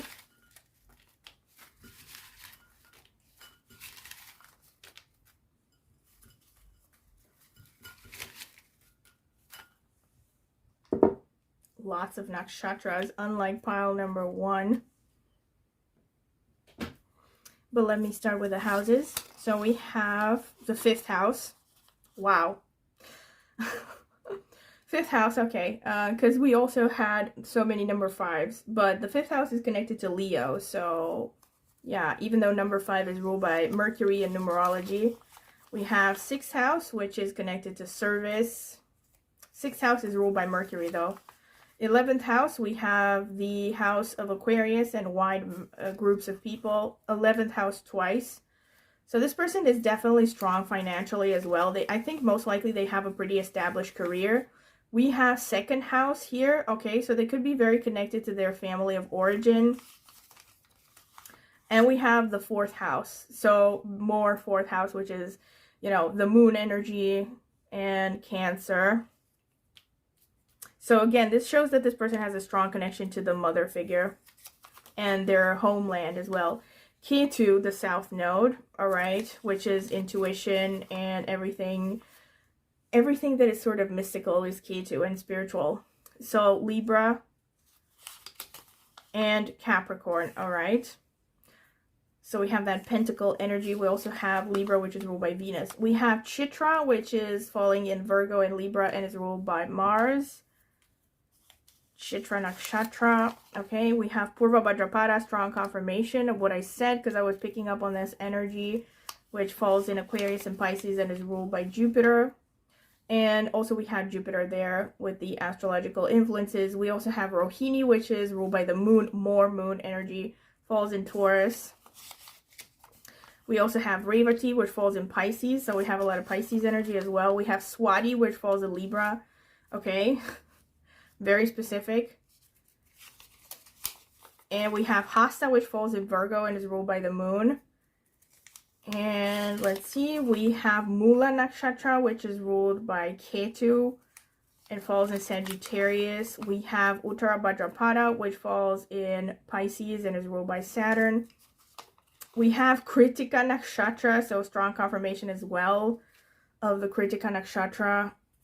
And Jyeshta Nakshatra, which is ruled by Mercury and falls in Scorpio. More confirmation of Mercury energy. And we have Pushya falling in Cancer, ruled by Saturn. So, can I just say, I think pretty much no, not all of the same nakshatras, but for pile number 1, definitely check it out if you felt drawn to it, because for pile number 1, I only got 4 nakshatras, and out of the 4, 3 of them also showed up in your pile. So, yeah, again, if you felt drawn to it. Otherwise, you're going to get all the messages you need from this reading. And okay, so I'm going to start by saying that obviously I'm going to be reading for a lot of people, so it's unlikely that you're all going to have all of these influences, but it's probably going to be a mix and match of these different influences. So I'm going to try to look in as many possible interpretations, as I can. And the houses can show how you met this person. They could show areas that this person is really interested in, that is very active in. They could also show potential professions about this person. And last but not least, they could show areas of their body that stands out. Okay, so let me take it in order. So with respect to how you meet this person or how you have met this person, we have 5th house, 6th house, 4th house, okay, 11th house twice. So with the 11th house coming out twice, the strongest influence is your circle of friends, acquaintances. So this shows that a mutual friend or a mutual acquaintance could have introduced you to this person, or somehow put you in touch with this person. You know what I mean? Not necessarily directly in person introduced you. This could also be like an older sibling for either of you introduced you. Okay. This is the strongest influence. Another one with a 4th house, this can show, just like I mentioned, also this one came out for pile number 1 as well. I wanted to mention that with this one, you could have just met at home or online, because nowadays a lot of people work from home, or they, have different activities online. So yeah, normally the 4th house shows the home base, and it can also show real estate, but nowadays I would say it also shows meeting someone online, okay? It can also, however, show, on the other hand, that you have met this person while looking for a property or anything to do with real estate, maybe while staying at a hotel, working for a restaurant, not necessarily working, but at a restaurant, okay? And like I said, vehicles, I think I said that. So you could have met, let's say, while you were trying to buy a car, and maybe somehow they were connected to a car dealership. 2nd house shows the family of origin. So again, the family of origin for either of you could have put you in contact with this person. So there's a bit of a repeating theme here. Yeah, it also shows that you could have met again at a restaurant. The 2nd house also has to do with eating, or it could be anything to do with eating, like maybe seeing a dietitian or something. And it could also be let me think, something to do with the face, but this is really specific, like going to the dentist or something. And the 5th house can show you may have met through educational activities, like at a course or something. Again, this could even be like maybe, you were teaching them or they were teaching you or something. Or you could just be both students and you met at a course. And the 5th house can also show you could have met through university. Anything that has to do with education, educational purposes. 5th house can also be speculative investments like stock market or something. So again, if you were maybe looking for a broker and you came across this person, just a really random example. And 5th house can also be anything you do for fun, including traveling. If you have travel for fun, you could meet this person this way. And 5th house can also be children. So you could have met through your children or their children if you have them. 6th house can also show you have met this person through your daily routines. Maybe it can also show that you have met regularly several times in a formal environment. But 6th house shows daily routines. So anything that you do on a regular basis, this could be a circumstance of how you meet this person. So if you're going to the same cafe every Friday night, for instance, that's how you might meet this person. 6th house also has to do with anything to do with healthcare. So anything where you're taking care of your health, getting blood tests or seeing a doctor or anything, that could be how you meet this person. Another thing is pets. 6th house is pets. So you could have met this person through any activity that involves your pets or their pets. And another thing, let's see. 11th house just also shows not just friends and acquaintances, but anything where there are large audiences involved. So for instance, you could have met at a concert or at a speech or something, just as an example, okay? With respect to areas that this person might be into or working in, so again, all of the areas that, well, connected areas that I have mentioned previously. So 11th house can be that just that this person has to deal with maybe a lot of people for their job, right? Or they are someone who's very popular, that has a lot of acquaintances, a lot of friends. 11th house is basically kind of like a star card energy, which also makes me think of this card over here with she sleeps with the stars. Maybe you're the one who sleeps with the stars, you know what I mean? Sleeps with the stars sounds like, you know, some kind of crazy new age version of what are those shows, like the next idol or something, the next pop idol or whatever. Anyway, I digress. So 11th house, yes, they could be just good at dealing with people because they have to deal with people on a regular basis for their job. And they could also be working in investments, and they could also just have a business because, see, the second house has to do with money, finances directly, so they could actually be into business. They could also be working either with their family of origin, or they could be working in the same line of work as one of their parents. Also with 4th house, since the mother is particularly strong, could be that they have the same profession as their mother, or they're in the same line of work as their mother. 5th house can also show teaching as well. So this person could be a teacher. We also get this with the Jupiter energy as well, because Jupiter is the planet of teaching and teachers, right? So somehow they could be a teacher, a mentor, yeah. And also they're well off. Did I mention that? Yes, because of the 11th house coming out twice and the 2nd house. They probably have good real estate and fixed assets, you know. And the 6th house, last but not least, they could be working in anything that is service oriented. Like maybe they have a regular job, but they give money to charity regularly. But 6th house can also be working in healthcare, for instance, or, oh my god, I just said healthcare and there's an ambulance in the background and it's like 1 a.m. Yeah, that's a really wild coincidence. Anyway, I'm not sure if it's an ambulance or the police. Anyway, I digress. 6th house can be healthcare, like I said. So they could be working in healthcare, or they could be a vet. They could be working with pets. And with respect to what stands out about them physically, we have the 2nd house, 4th house, okay? So 2nd house, their face stands out. So they are most likely good looking because their face stands out. And also their voice really stands out. The 4th house is the chest, the upper chest, the shoulders, the stomach stands out. The 11th house literally is like the calf. Yeah, the lower part of the leg. The 6th house is the lower back. The back side is standing out. And 5th house, again, can be chest, heart. I mean, 5th house is the heart area. So again, the chest area is standing out. The shoulders again, as well. And they could also stand out because they're really creative, maybe, or there's something colorful and vibrant about the way they present themselves. Okay, and also with Capricorn, let's see, with Capricorn, Libra, and K2. So this person is probably pretty serious with Capricorn energy. They're pretty serious about their profession, about their responsibilities. And with Libra, they probably come across as socially diplomatic, charming, whatever, because again, they have to get along with a lot of people because of this 11th house. And with K2, they have a bit of a hidden side. Also, K2 shows just that this person is someone who learns better through experience as opposed to theories. And so, yeah, they could be someone who learns through practice and likes to just get down to doing things and trying things without thinking too much about it, if that makes sense.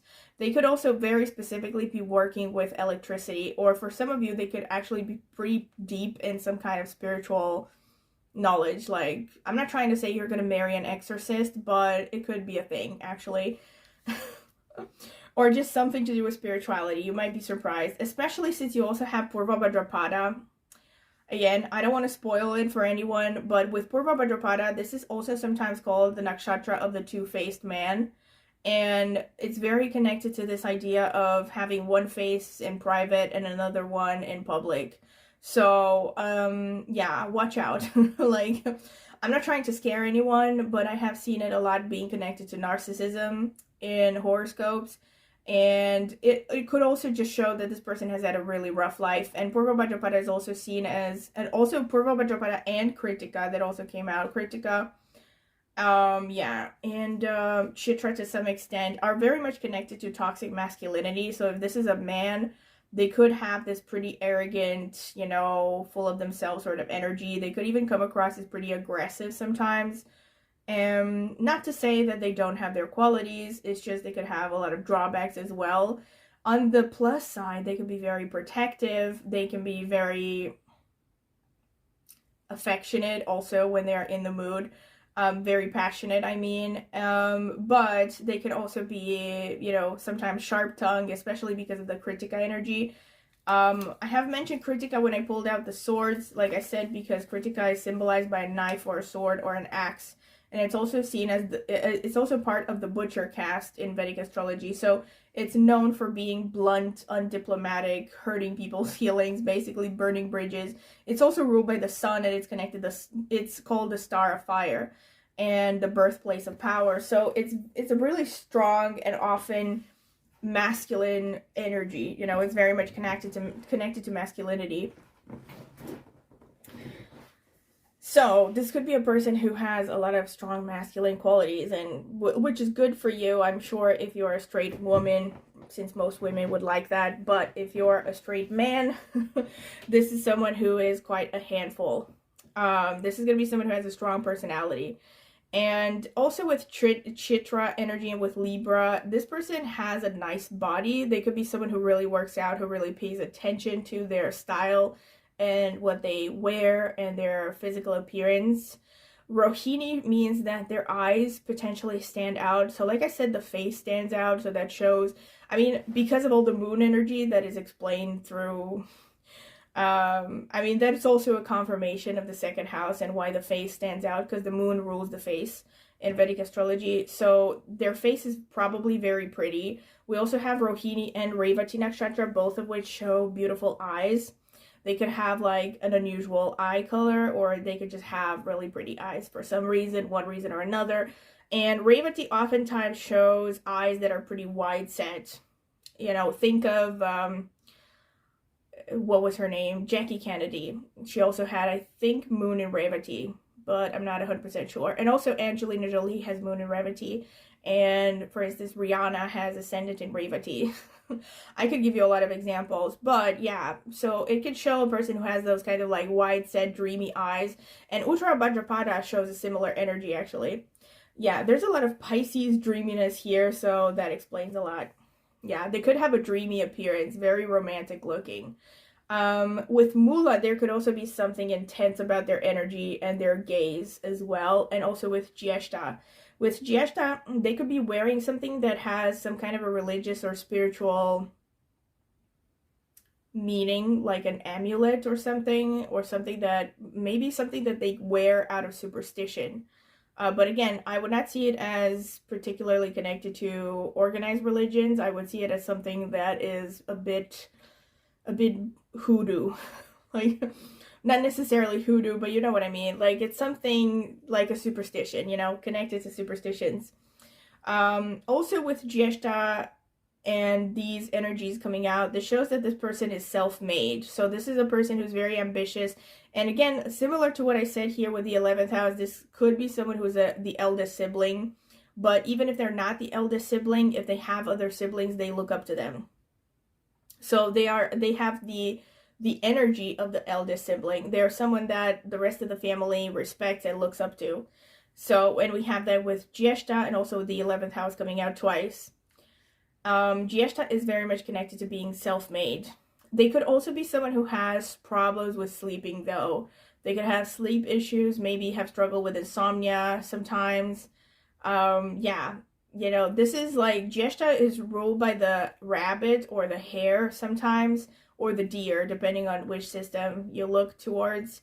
So there's a kind of jumpiness to this nakshatra. It's also ruled by Mercury, so that goes hand in hand with the Gemini that came out and all the number 5s and everything.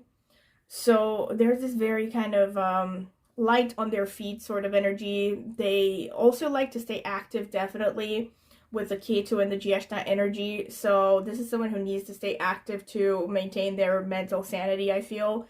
But what I was going to say is that, yeah, they could be someone who's just sleeping like a rabbit, you know that expression? So like every little change in their environment is something that could disturb their sleep, or they could have like short sleep cycles where they sleep for like a few hours, then they wake up for a bit, then they go to sleep again or something like that. But there could be some kind of sleep problems connected to Jyeshta. I've seen this so often in people's horoscopes where they have this nakshatra. All right, Swati can also show this person is very attractive. Again, it's another indicator. Very sexy, they're very charismatic. They also have a strong sensuality, sex drive, however you want to put it. The Mula also shows that, because Mula is the root chakra, is connected to the root chakra. And you actually often see it with Mula Nakshatra that a lot of people who have this energy are very sexual, like, you know, experimental with their sexuality and stuff like that. And yeah, so this could be somebody who has, you know, a strong sex drive, or they could be someone who's just very passionate, very romantic. I mean, it goes hand in hand with all the cups that I've seen over there. They're very, very, very romantic. And Pushya, which is a very nurturing energy, right? So these are very strong confirmations, because this person has a very strong nurturing energy, you know. They're very caring. And also with, can I just say, Purva Bhadrapada adds to the intensity. So I definitely feel like for some of you, this person is someone who could have a very intense gaze, or there's something about them that's high-strung and tightly wound, maybe even about the way they move or something. They're pretty, like, you know, they just have a lot of tension in their bodies. Because Purva Bhadrapada is an energy that is connected to dealing with crisis situations and a lot of challenges in life and all that. But it's also a very spiritual nakshatra, so that definitely explains the magician, like I said. And speaking of the magician, we also have Hasta here, which shows that this person could literally be interested in magic and learning magic tricks, or doing things with their hands, any kind of activities that involves using their hands. You could also recognize that they have really pretty hands, or that they gesticulate a lot when they talk. Another thing is with Mula and Ketu, they could be into research. Yeah. Not very strongly for a potential career, because we don't have the 8th. Oh, wait a minute. We do have the 8th house. Holy crap. Yeah, the 8th house came out. So this person could definitely be into research. So they could be into research. They could be into psychotherapy. These would be things that they're very good at naturally. Yeah. They could also be into genetics, learning about family history and stuff. And they could be into history in general. All right. Yeah, so this is pretty much what I see. And also, last but not least, they could be very into cooking. You know, they might like to cook. And they could be into photography, filmmaking. They're really into understanding color and images. They are pretty visual. All right, so this is pretty much what I can see. Also, last but not least, wait a minute. They could be really interested in flying, or anything to do with flying. Maybe they like to fly. Maybe they want to take a course on flying, or I don't know, something. They're very curious about flying with the Revati energy. And they could be into yoga as well.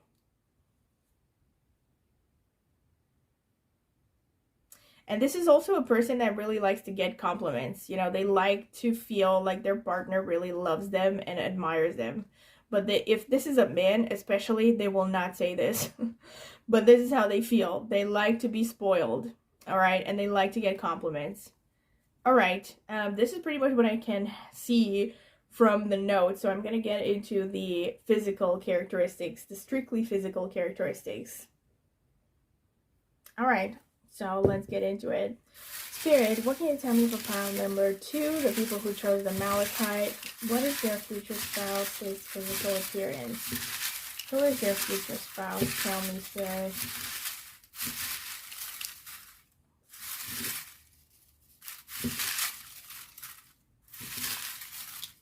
Alright, I think that's enough. Let's see. We have blue-gray eyes. We have jovial, playful expression. That is a confirmation of the Mercury energy. We have deep voice. That is a confirmation of the 2nd house. We have triangular heart-shaped face. That is more Mercury energy. We have red or auburn hair. Beautiful hands. Very strong confirmation of the Hasta energy. Let's see. We have a medium build. We have fair skin. We have full lips. We have short nose to mouth distance. We have mischievous smile. We have slim build. All right, for some of you it's medium, for others it's okay, glasses. For some of you this person has glasses. We have green eyes. We have jovial, playful expression twice. We have strong jaw. We have broad smile.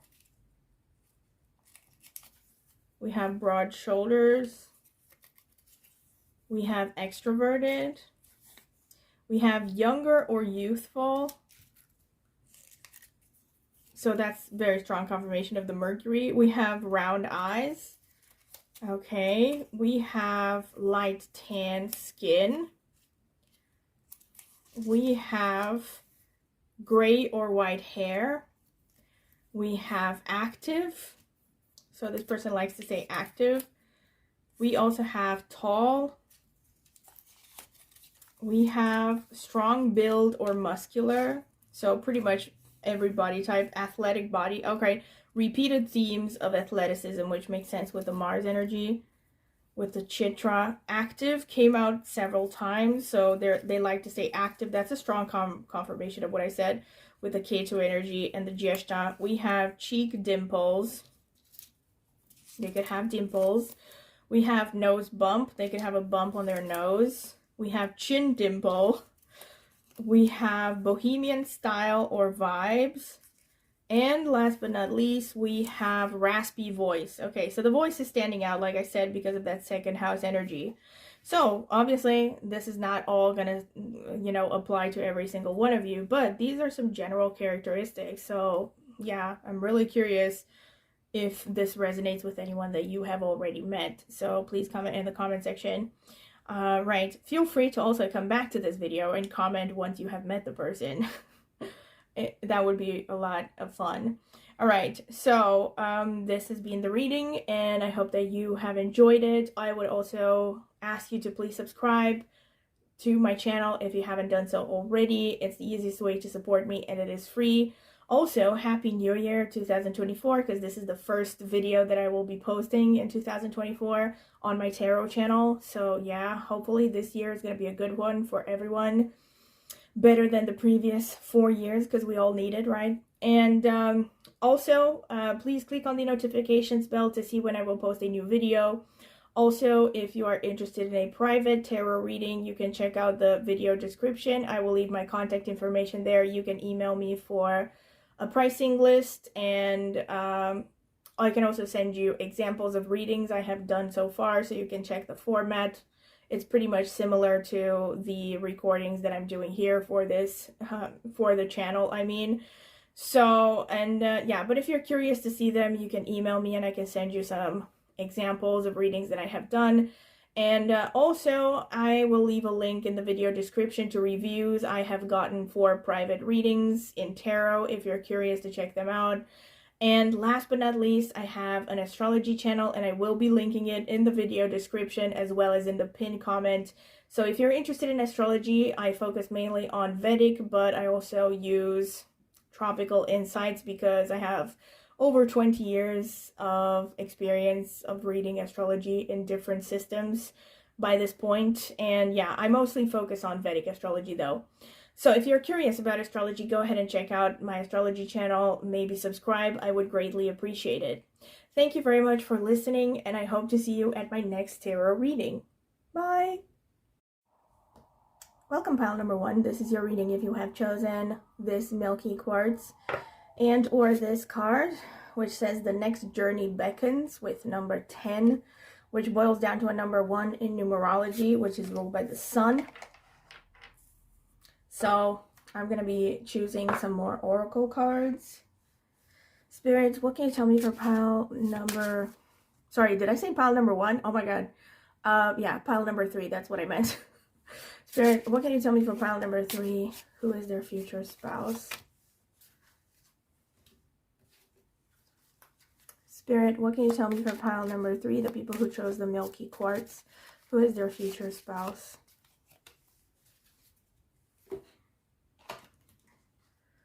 Spirit, what can you tell me from pile number 3? Who is their future spouse? Okay, so let's see. Ooh, nice, interesting. There's a person here, if you can look at it.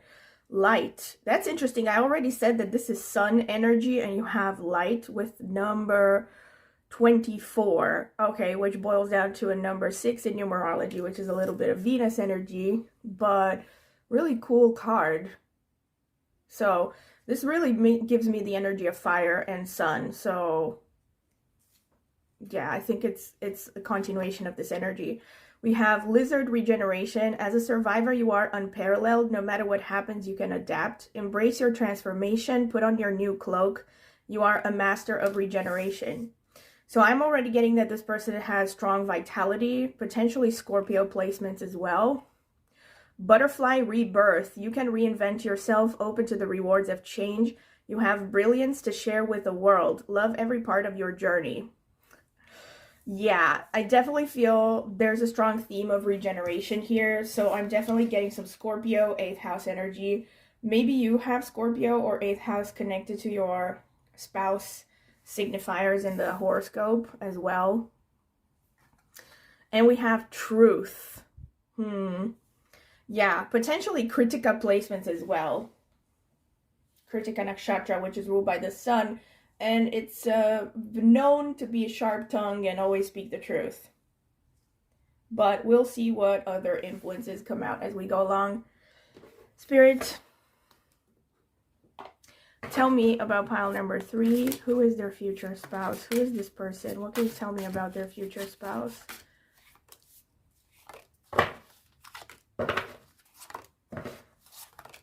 How many is this? Who is pile number 3's future spouse? Tell me, Spirit. Wait, not this one.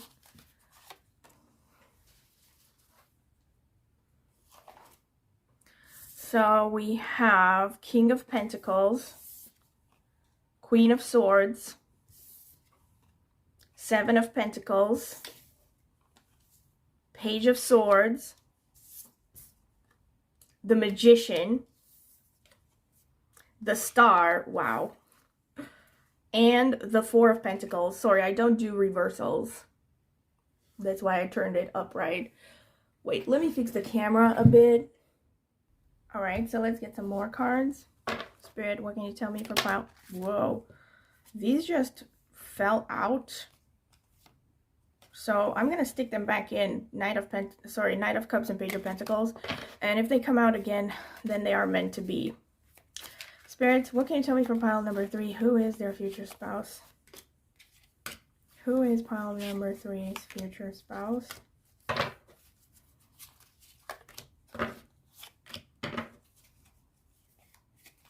Spirit, who is pile number 3's future spouse? Okay.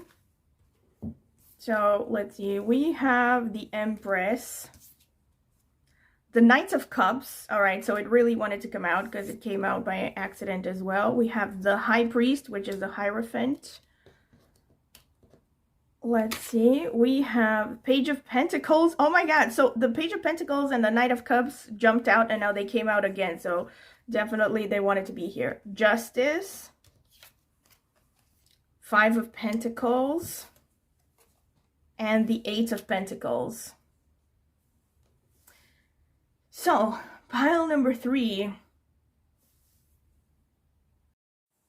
So, pile number 3. The first thing that is standing out to me is that this is someone who is very attractive. We have the Star and the Magician. This is someone who's very charismatic as well. Very attractive. So, charismatic means that even if they're not conventionally attractive, they may not be like the best looking person from the traditional point of view, but they're very charismatic. So they attract people to them. They have a certain magnetism. Sorry about the ambulances and stuff in the background. We also have the Empress, we have the Star, and the Magician. Yeah, so for many of you, this person actually is conventionally attractive because of the Empress energy. So I also got this Venus energy here with light. So I'm getting like also butterfly, which is also about attractiveness, about beauty. And I definitely feel like this is a person who is very blunt. So they are very attractive, a very no-nonsense sort of person. Like, they are someone who speaks the truth, someone who doesn't care too much about diplomacy or maintaining relations just for the sake of maintaining relations or maintaining harmony. They can be a bit, you know, rough around the edges, despite the fact that they also can look charming and very attractive because of the Queen of Swords. Again, this is Aquarius energy, but this is also, to me, someone who's sharp tongue. So again, this kind of reinforces the theme that for some of you, this person has Kritika placements, I think. I'm also potentially getting Purva Vajrapada placements, or like I said, Scorpio, Ketu energy, Mars energy maybe, and 8th house, I think, could be strong. Maybe 1st house as well, because that's corresponding to Aries. I also see this person is someone who can be a bit of a minimalist. They can be someone who is very frugal because of the 4 of Pentacles. They're someone who cares a lot about their financial security, and they plan their finances very carefully. I don't see this person being wasteful at all. This is someone who's very serious. I mean, even though actually you see that this person is, again, in a pretty stable financial situation because of the King of Pentacles, but you also see that this person doesn't waste money. You know, they're probably very clever about managing their finances. This one is interesting to me here because we have the Star and the 5 of Pentacles underneath. And to me, this shows that this person could be someone who is surrounded by people, but feels pretty lonely. So they could be someone who maybe maintains an image. Maybe they're even someone who works in an environment where like they have to present themselves in a certain way. So it's very important for them to maintain an image. They definitely could have a strong social media following with the Star card. But what I was going to say is that with the 5 of Pentacles, this person feels actually pretty lonely.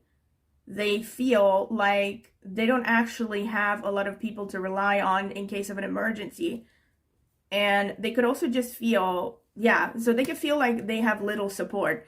Maybe they are the one who is supporting everyone around them and nobody else supports them. So they could feel, they could feel deeply lonely. They could feel like others don't really care about them sometimes.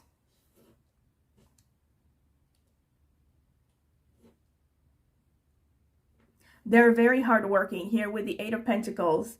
This could be someone who has certain specific skills that they use. So this could be anything, but most likely this is someone who has specific training, who has a certain set of skills, like Liam Neeson in that movie Taken. I'm kidding. But you know what I mean? Like, they have skills that they are marketing, you know, so they are a trained professional in something. This doesn't mean that they cannot also maybe be self-employed. Quite the contrary, they could be self-employed. I'm just saying that this is someone who really cares about their craft, you know, they really want to be good at what they're doing and maybe even are a bit competitive with respect to how they market, how they rank, let's say, in the market for their skills. We have Page of Swords underneath the Page of Pentacles. This person is really idealistic. They're intellectually idealistic. They're also materially idealistic. This is a person who can be quite romantic and has a bit of a youthfulness about them. It's really interesting because we have the King of Pentacles, we have the Queen of Swords, but we also have these like youthful energies. We have Knight of Cups, Page of Pentacles, Page of Swords, right? So a lot of pages. So this is a lot of youthful energy. I wouldn't be surprised if this person has strong Mercury energy as well, or you could have Mercury connected to, you know, the partner dispositors in your natal horoscope. not just natal horoscope. I won't get into detail, but you can check out my astrology channel for more stuff about astrology if you're curious. We have the Hierophant here and the Seven of Pentacles. So within this context, I'm mostly getting that this person is someone who addresses, again, this is actually going hand in hand with the Star card. This is someone who addresses a wide audience, I think, or people really look up to them for advice. So again, I'm getting the message that this person could be a mentor or a teacher. If you, I mean, this kind of energy also came out in one of the other piles. I'm not 100% sure which one, but if you feel drawn to pile number 1 or number 2, definitely check them out. Only if you feel drawn to them.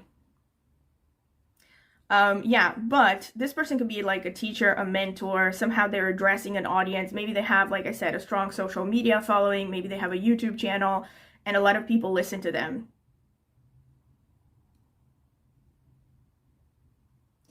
It could also be that the way this is how they make their money. So communication can be very important with respect to how they make their money.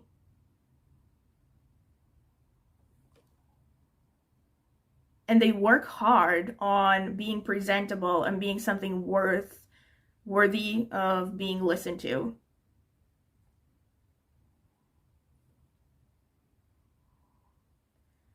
For some of you, this person could actually be working in finances or some kind of profession that is directly connected to making money, because there are so many Pentacles energy here. There's so much Pentacles energy here.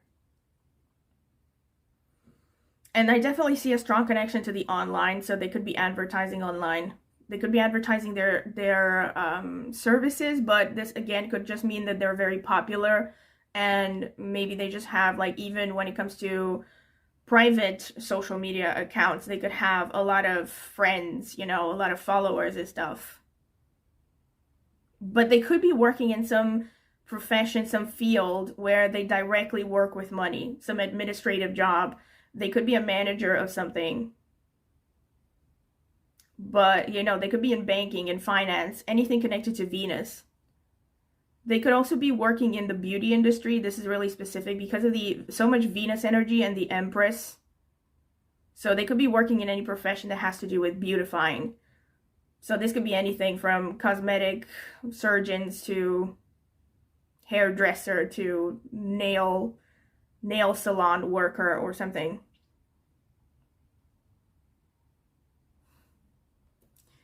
The Magician and the Justice here. See, this person definitely has a touch of the, I don't want to say of the supernatural, but there's someone who is interested in things that are hidden, you know, occult stuff. They like research. They have a mind that is very curious and inquisitive. And they are most likely interested in things that are unconventional, such as astrology, tarot, so on and so forth.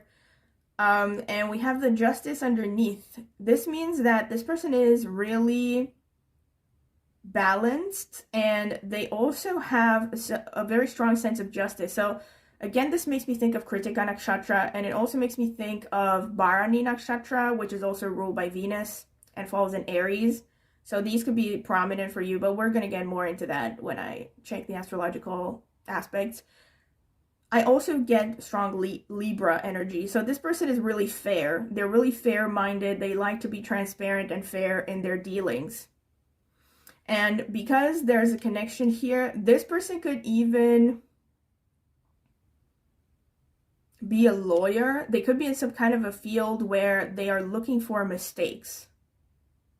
So I know this is pretty broad. It could be a lot of things, but they could be making a living, or they're just very interested in these kinds of things. Maybe it's not how they make a living, but it's something in their nature to look for mistakes, you know, like they could be a detective even, or again, even a plastic surgeon or something, right? Is someone who looks for imperfections and how to correct them. Or again, could even be a teacher, a professor of some kind, right? Because they constantly try to correct.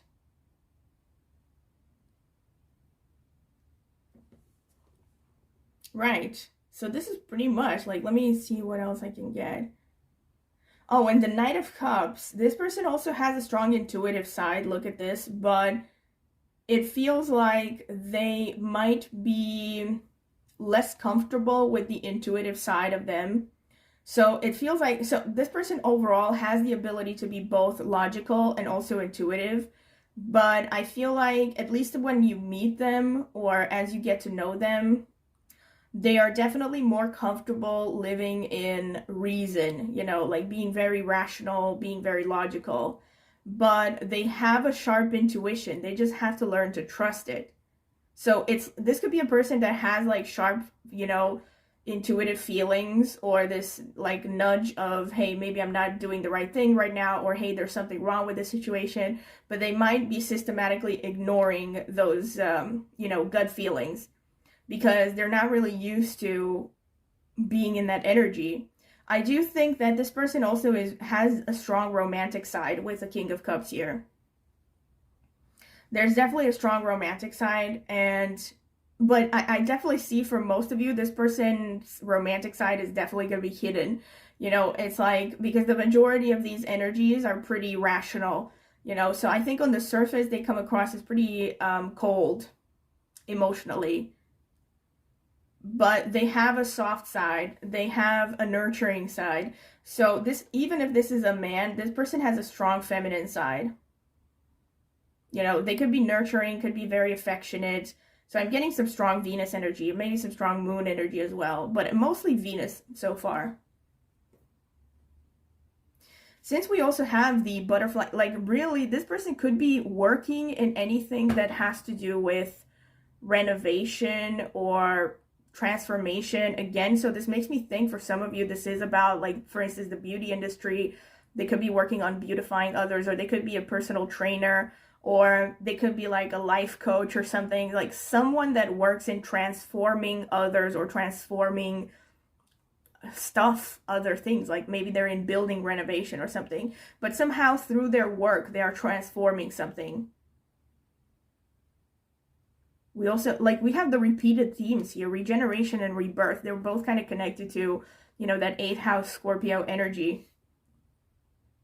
The next journey beckons. Ha. You know, this is, again, I'm going to get more confirmations with astrology here, but this card from the beginning made me think of, you could meet this person when you are going through some significant change. So either it's that you haven't even met this person, because it says the next journey beckons, or it could be that this is someone that you're going to meet when you go through a significant change. So like when you go through, most likely, actually, with the word journey here, I'm getting the message of you might meet this person while traveling. But it's also that you could meet this person when, let's say, you change jobs, or when you change homes, or something like that. Or maybe when you go through some personal transformation of some kind, you know, you're leaving some significant chapter of your life and you're starting another. There's some energy of change connected to this person that's really strong, a really strong theme here. So, okay, this is what I can get from the cards. I'm going to get more astrological notes now. All right, so these are some new cards that I got. This is a new deck that I got, actually, which is about astrology, but it is based on tropical placements. Those of you who know me know that I use Vedic astrology, but I'm going to adapt the notes because I'm very familiar with the tropical concepts as well. Spirit, tell me about pile number 3. Who is this person's future spouse? Who is this person's future spouse? Who is pile number 3, the person who chose the Milky Horse? Who is this person's future spouse, Spirit? I don't know about this one, actually. Spirit. Okay, that's enough. 5 cards for each pile. So we have 5th house. This is going hand in hand with the light energy, the Leo, the Sun. We have Taurus, very strong confirmation of the Venus energy. We have South Node of the Moon, which is Ketu in Vedic astrology. We have 10th house, career and success. So this person has some strong visibility and a strong career. Wow, we have 7th house love and partnership, which corresponds to Libra. So I would take that as another confirmation. Obviously, the 7th house is also the house of marriage. So it's just a confirmation that this is for someone. See, here's the thing with the 7th house in the South Node, which has to do with past lives. This could be like someone that you are fated to meet. You know, you are fated to meet this person and to be, you know, to marry them. It could be like you have a soul contract or something. This is very, you know, it's very determined by fate to some extent. This could also just be, like I said, so Ketu in Vedic astrology is the co-ruler of Scorpio, is the only sign that it co-rules, just like Rahu co-rules Aquarius. And with Rahu being the north node of the moon, for those of you who don't know. So Ketu is the co-ruler of Scorpio, so this is further confirmation of that 8th house energy that I was talking about. So this could be someone who's definitely very spiritual. They could even have some interest in the occult as well, or tarot, or astrology, you know, everything that is unconventional spiritual knowledge. And it also confirms that kind of research-oriented mind. The 5th house corresponds to Leo energy, and this is also a confirmation that for some of you, this person is some kind of a teacher. And 5th house is also what you love. It's your heart chakra. So this person could have a profession where they do what they love for a living, which is really lucky, you know. Not many people can say that. So yeah, they could be doing what they love for a living, and they could be even working with kids, for instance, and they could definitely be a teacher because 5th house is one of the houses connected to education. This could also be that you have met this person while attending something like a course or university, or it could be you met through your kids or their kids, or you could have met this person while doing anything you love or something, or while they were doing something they love. So like, let's say you met at, I don't know, a cooking course, right, that you were both taking as a hobby. That's an example. You could have also met this person while traveling. 5th house is traveling for fun, so not work-related traveling. Then you also have 10th house and the 7th house, which can show you could have met this person in a formal setting, or you could meet this person in a formal setting. 10th house, this could be about your workplace, their workplace, you know, your career, their career. Or you could have met through, 7th house is any kind of formal, you know, acquaintance. This could be like literally somehow you were, you met maybe at a wedding or any kind of situation that involved a partnership, or like you were witnessing a contract or something. So this is really specific for people who are maybe lawyers or anything like that. Maybe you were seeking legal counseling and that's how you met this person. But also 7th house is anything to do with also career matters, because if you come from Vedic astrology, you know that the 7th house is the Bhavat Bhavam of the 10th house. So it's the 10th from the 10th house, so it's connected to career as well. So any kind of formal situation, right, where you were formally introduced, that could be how you meet this person. And also with Taurus, this person could have a pretty sturdy physical appearance. They also have beautiful, I mean, Taurus is ruled by Venus, it's an earth sign, and it also very much embodies the Empress energy, right? So this person could definitely be attractive, you know, above average attractive, even conventionally attractive. They probably have, you know, a lot of features that are just seen as very pleasant. Nice skin, nice eyes.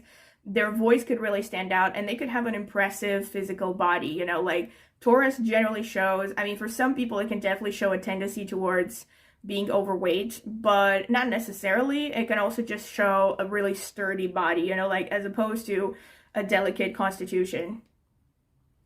And now let's get a little bit of Astro Dice as well, which I have gotten recently for more confirmations.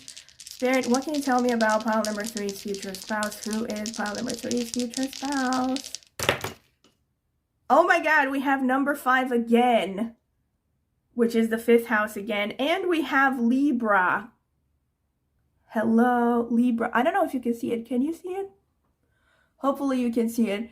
Yeah, we have Libra here, okay? So strong confirmation. And we also have the Rahu energy. All right, so Rahu is the co-ruler of Aquarius, which I said is connected to the Queen of Swords.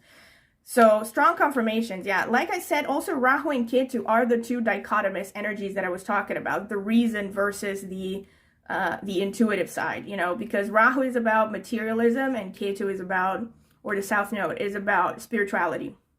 So this person has a nice balance in between these two aspects. And Rahu is also a confirmation that this person could be coming from, I don't know if I mentioned this, but I did mention travel. So this person could be coming from a different background, a different culture. There could be some significant difference in, yeah, your ethnicities, or maybe a different race or a different religion, something like that. And very strong fifth house energy, yeah. So some of you could have definitely met this person, let's say in university, or connected to education. Again, this could also be a confirmation that this person is also very creative. I forgot to say that, because fifth house is connected to Leo, so it's a lot of creative energy. They could be interested in arts, irrespective of their profession. And it's especially connected to the dramatic arts, you know, acting. So they could like poetry or something, or, reading a lot, maybe writing, but any kind of creative activity is fifth house. And it's also connected to teaching, like I said. And last but not least, it's also connected to speculative gains, something like stock market stuff. So see how that resonates. All right, so I'm going to get something new right now, which is charms. I haven't used them up until this point. I just got them recently because I ordered them online, and I am very curious to see what charms you get here. So, and if you like the charms part, please mention it in the comment section. Or if you don't like it, please mention it in the comment section because I'm really curious. Okay, Spirit, tell me for pile number 3. Who is your future spouse, Spirit? Who is your future spouse? Spirit, who is file number 3 future spouse? Who is file number 3 future spouse?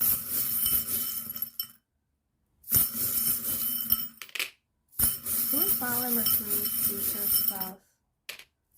Who is file number 3 future spouse? Who is file number 3's future spouse?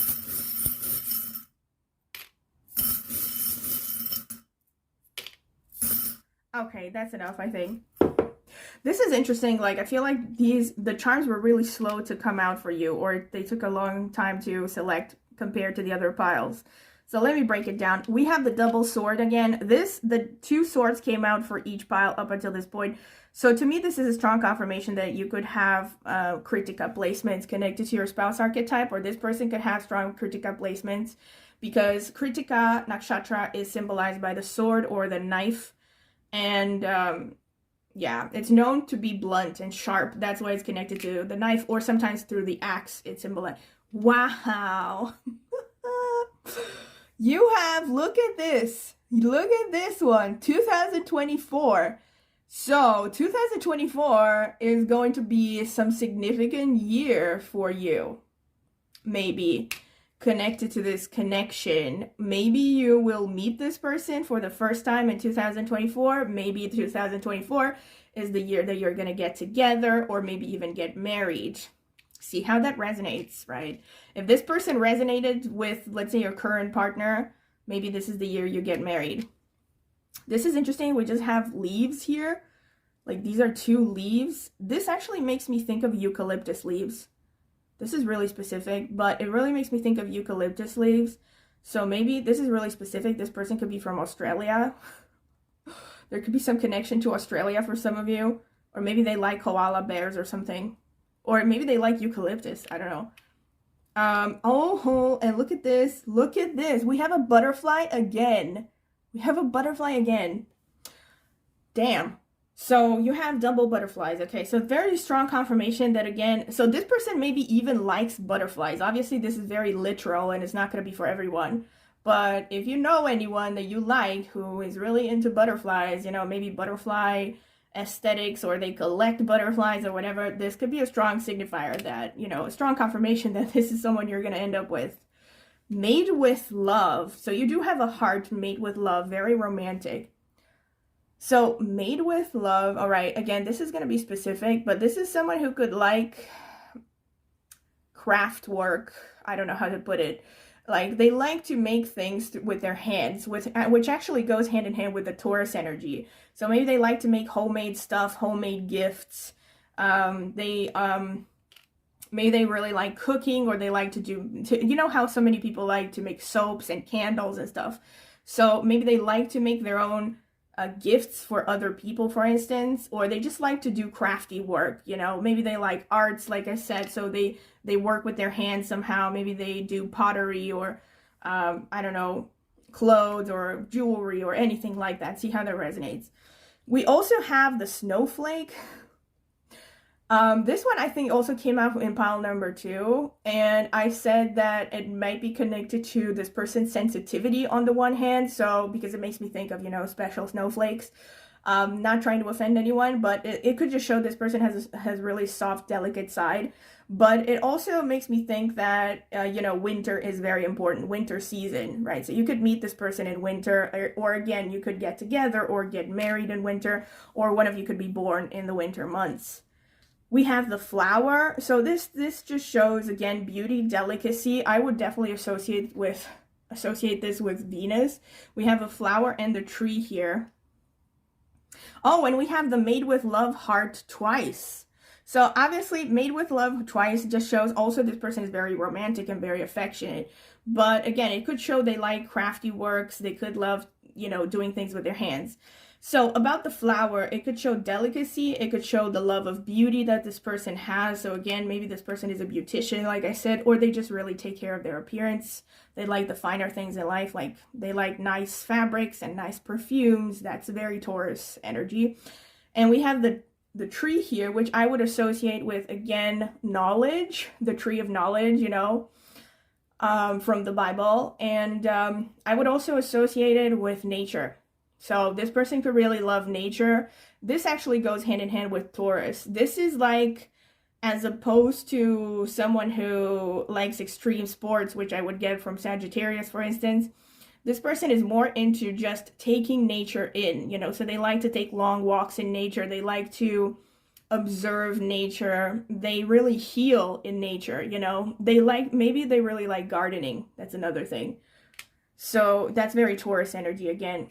We have this circle here, which I would also associate with a crown, for instance. This to me this makes me think of the infinity symbol, even though it's not the infinity symbol. It also makes me think of the Ouroboros, actually, the snake that bites its own tail. So that again could be a confirmation of the rebirth and regeneration energy. So more Scorpio energy. This is how I would take it. We have a smiley face, which is really cute. So we have the smiley face. This could just show this person is a jovial person, or it could just show, like I said, that they like to keep appearances, you know, they keep a face that is socially acceptable to the world.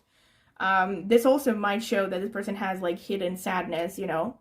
This symbol also, I think, came out for the other 2 piles, and I have no idea what it is. If anyone recognizes what this is, please write in the comments.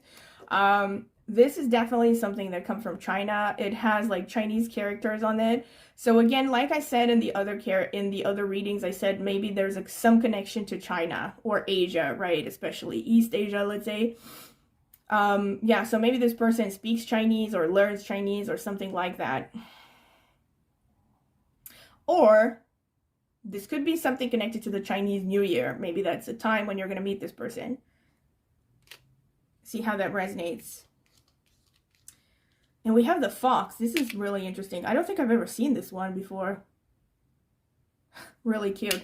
Oh my god. Yeah, these are really small, so yeah, but we have a fox. So to me, the fox shows this person could be very clever, very quick. And they're kind of, again, this reinforces the theme that I have gotten so far, that they have like one side that they show to the public and one side they keep in private. So because the fox to me is an animal that is somewhere between the 2 worlds. It's like they're half wild, half domesticated. They kind of look like a dog, but they live in forests. That's how I think of them. I don't know. This also can mean that this person can be sneaky. We also have that with the Rahu. So sneaky doesn't necessarily mean that they are out to deceive people, but they do have the ability to deceive people if they really want to. They're very clever, you know, and they could have like street smarts. They could really know how the world works. And yeah, also fox, again, with the fox, it's like they know how to uncover what is hidden. We also have the dolphins. So this makes me think of the sea. This person could, again, maybe live by the sea, or they're also very playful. I mean, dolphin energy to me is connected to the 5th house as well. You know, very playful, jovial. They care about family a lot as well, but they care more about the soul family than they do about someone that they're connected to by blood. So they're looking for their soul family, people that they can have a deep connection with. They're also very sensitive and intelligent. We have the microphone here, which to me is a very strong confirmation that for some of you, this person has a strong social media following, or maybe they are addressing a large audience, you know? So they could be in some kind of a position where their social status, their appearance really matters, like their image really matters. And we have the dove, which to me makes me think of the dove of hope. This person, they have an innocence about them. They could be like a pure soul, like deep down, they have a lot of sweetness about them. They have a purity, how to put it. They're not someone who is like seeking to walk over others to get what they want. So I would take this as hand in hand with the justice energy. And since doves also fly and they have this kind of light energy, I would also connect it to air energy, which is Gemini, Libra, Aquarius. So these energies could be prominent in their horoscope. All right, so this is what I can get from the charms. I'm going to get more astrological notes in a bit. All right, so Spirit, what can you tell me for file number 3? Who is their future spouse? Tell me, Spirit. Who is file number 3's future spouse?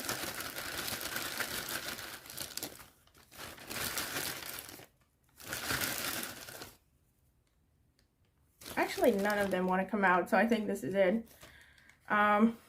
For houses. Spirit, what can you tell me for pile number 3? Who is their future spouse?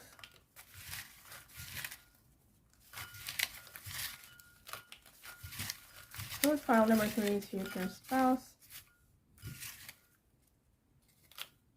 Wow, a lot of notes. I don't know about, but I really felt like pulling out all of these, so there must be some meaning behind it.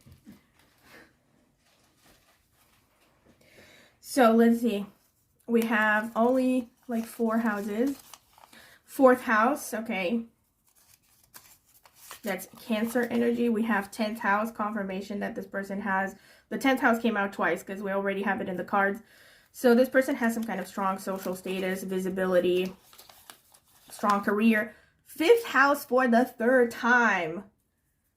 So 5th house is very, very strong, okay, about the, oh my God. 5th house twice.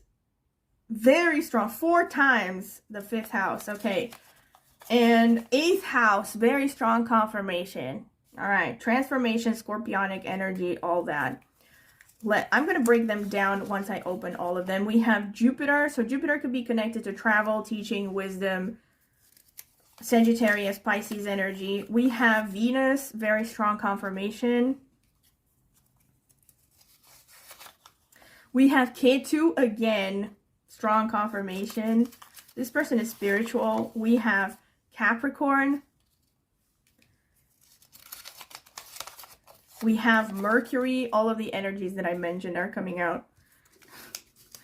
So this person is a strong communicator. We have Libra, which is ruled by Venus. We have the moon as well. Okay, so this person has some pretty strong Cancer energy that didn't come out through the cards that much, except with the Empress a bit. We have Taurus again. Holy moly. We have Scorpio. Wow, we have Scorpio. Wait, can you see it? Yeah. Yeah, Scorpio. So, very, very strong confirmations. Okay, so Scorpio, actually the strongest signs are Taurus, Libra. Capricorn is also pretty strong, and Scorpio is definitely really strong. And we have the Sun. Wow, very strong confirmations, because the original, like I said, the original Oracle card has the Sun energy, and also the both of these Oracle cards, this one with light as well. I told you, it's like Sun energy. fire energy. All right, we have Uttara Bhadrapada, which falls in Pisces and is ruled by Saturn. So this explains the dolphin's charm. We have a lot of Pisces as well. Oh my god. Kritika energy, strong confirmation. So for some of you, Kritika is definitely strong. We have Ashwini, which falls in Aries and is ruled by Ketu. We have Rohini, which falls in Taurus and is ruled by the moon. That explains why Taurus came out so strongly. We have Revati, which falls in Pisces and is ruled by Mercury. We have Ashlesha, which falls in Cancer and is ruled by Mercury. We have Pushya, which is ruled by Saturn, falls in Cancer. So a lot of water energy as well. We have Dhanishta, which falls in Capricorn and Aquarius and is ruled by Mars. Purva Ashadha, which falls in Sagittarius and is ruled by Venus. So there's lots and lots and lots of Venus energy. Bharani, oh my god, such a strong confirmation. Bharani Nakshatra, which is ruled by Venus, falls in Aries.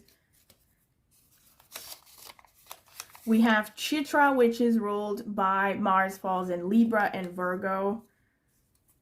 And by the way, if you think I've pulled out a lot of nakshatras, remember that there are 27 of them. Vishakha, which falls in Libra and Scorpio. So we have like confirmations upon confirmations here. Shravana, which falls in Capricorn. And it's ruled by the moon. Okay. Repeating energies. And Anuradha, which falls in Scorpio, and it is ruled by Saturn. And last but not least, we have Mula, which is falling in Sagittarius, is ruled by Ketu. So a lot of Ketu energy. So we have 2 of the 3 Ketu ruled nakshatras. All of them except Magha, which falls in Leo. So we have Mula and where's the other one? Ashwini.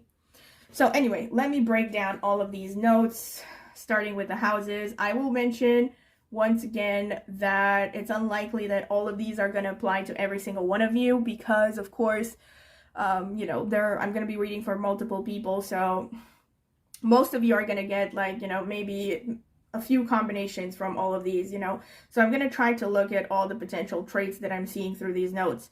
So the houses can show how you meet this person, circumstances surrounding meeting this person. It can show this person's main areas of life, so areas of life that are very prominent for them. It could show careers, interests, so areas that they work in. It can show also, last but not least, physical characteristics, things about their body that really stand out. So let me break it down. We have, so first of all, the 5th house. The 5th house came out 4 times in this reading. I cannot. So 5th house is very, very strong. So all the professions connected to 5th house, which corresponds to Leo, by the way, are potentially creative. So here we have it, the 5th house coming out twice. Potentially creative, okay? So this person could be working in any kind of profession that requires a lot of creativity. Like I said, 5th house is also the heart chakra and what you do for fun. So for many of you, this person could be doing something they love for a living. This is also about children and inner child stuff. So for some of you, this person they're very in touch with their inner child. Since we also have the 8th house, this person could be someone who's interested in psychology. So maybe they've done a lot of inner child healing. They're really focused on that. Or they could be working with kids, like I said. Or again, you could have met this person while you had something to do with kids, you know, maybe they have kids already. That's another thing, because 5th house is so strong. They could really like kids. And again, they could be working with kids, like I said, or you could be working with kids, or you could have met them through some activity connected to kids. 5th house can also show speculative gains. So risky finances, I don't know if that's a thing, like stock brokerage or something, you know. That's something they could be into, or that's something connected to how you met, maybe. 5th house is also, like I said, any kind of educational activity or hobby courses or any kind of course, but it also rules education up until master's degree, roughly. So you could have met through formal education, you could have met at university, you could have met, or you could meet through hobby courses, like I said, something you do for fun. And last but not least, it could be travels that you do for fun. Okay, because 5th house is everything to do with fun. things that you do not because you have to or not because of your profession, but you do them because you like to do them. But for you, actually, since you also have the 10th house, this could also be that you met during traveling for work for some of you. We also have the 8th house. Also the 10th house, the second house that came out strongly is the 10th house because it came out twice again. And the 10th house shows career related activities. So you could have met through their profession, your profession. Again, anything to do with a formal setting, like you could have met through work, or you tried to hire them for their services, or they tried to hire you, etc. Or you could have been introduced by a co-worker, for instance, some kind of formal connection, right? And something to do with your career, or again, through their visibility. Again, if this is someone who has a strong social media following, it could be that you wrote to them online because you saw their profile, or vice versa. 8th house has to do with, and like I said, psychology or anything to do with transformation. So for some of you, this person literally could be working in something to do with transformation. Like I said, since we also have the 4th and the 8th houses, this person could be into renovation or working on houses or interior decoration or something like that. They could be someone who buys houses and redecorates them and sells them, for instance, right? So some kind of transformation is involved with this person's interests. 8th house also rules foreign languages, and it rules places where foreign languages are spoken. So again, it could be that you meet this person while traveling to a place where there's a different language spoken than your own. And again, very specific, it could be something connected to foreign languages. 8th house can also be psychotherapy, like I said. So it could be like you meet this person while going to therapy, or they could be a therapist. And anything to do with research. They could be a researcher. We also have this with Mula, nakshatra, which is also connected to research. So this person could somehow definitely be an investigator of some kind. 4th house is connected to the home base. And nowadays, because a lot of people work online, it could be that you met this person online. So basically you were sitting at home and you met them. 4th house is also connected to real estate, and it's connected to the mother side of the family, the homeland. So you could, for some of you, all right, this is kind of all over the place, but for some of you, you could meet while traveling, while for others, you could meet this person close to home, So either you might meet them online, or you could literally meet them, maybe you were both from the same country and you meet close to your home. And close to your home literally means the homeland, not necessarily literally your location, your exact location. You can also meet this person through vehicles, any activity connected to vehicles, like looking for a new car or something. It could also be activities connected to eating, like going to a restaurant.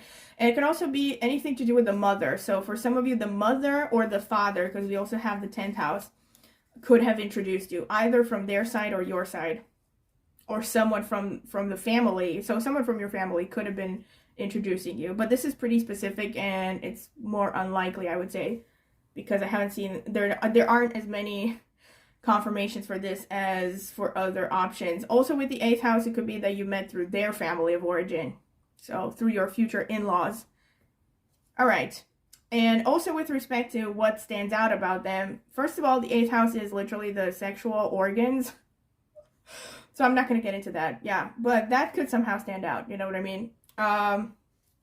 We also have 5th house, which is about, well, the chest area. To some 4th and 5th houses are connected to the chest area. So they could have a very nice chest area, shoulders, chest and shoulders especially, stomach as well.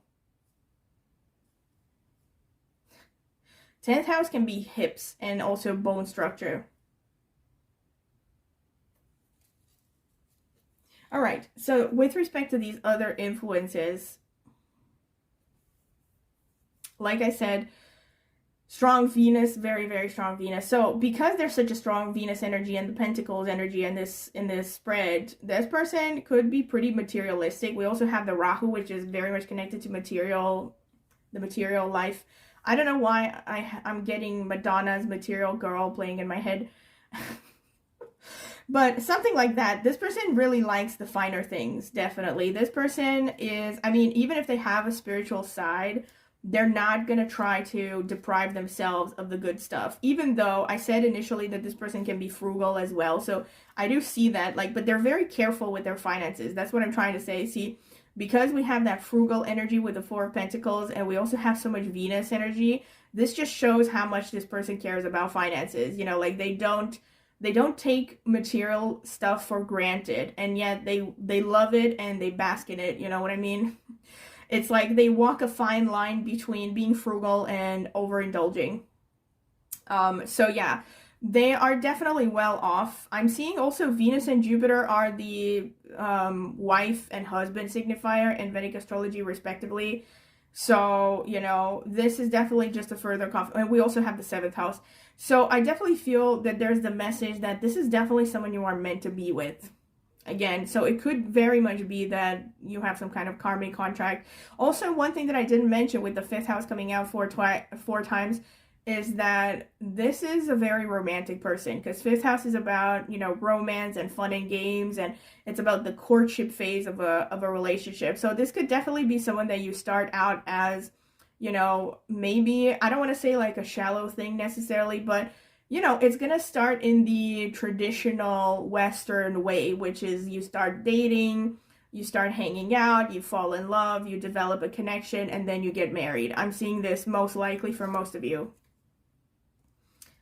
And there's also just a lot of romantic energy in this pile. So this person is very romantic, and most likely they will want to spoil you and pamper you and give you gifts and give you the good life as much as they can, you know. That, like I said, a strong confirmation that this person has, you know, a well-developed feminine side. They have a nurturing side. We also have the moon and the sun coming out together. So this person could be a really good parent. They are, they might even be like a substitute parent for other people. Like other people turn to them in case of turmoil or for advice or for some kind of soothing energy. This explains the Hierophant as well. So yeah, this person definitely attracts a lot of attention. I will say that, like, loads of people find them attractive because of this, like, very soothing, stable energy that they have. With Libra, there's that diplomacy side, also with all the Venus. So they do have a diplomatic side, but they also have a more intense, tough energy. Also with the Scorpio and the Sun coming out.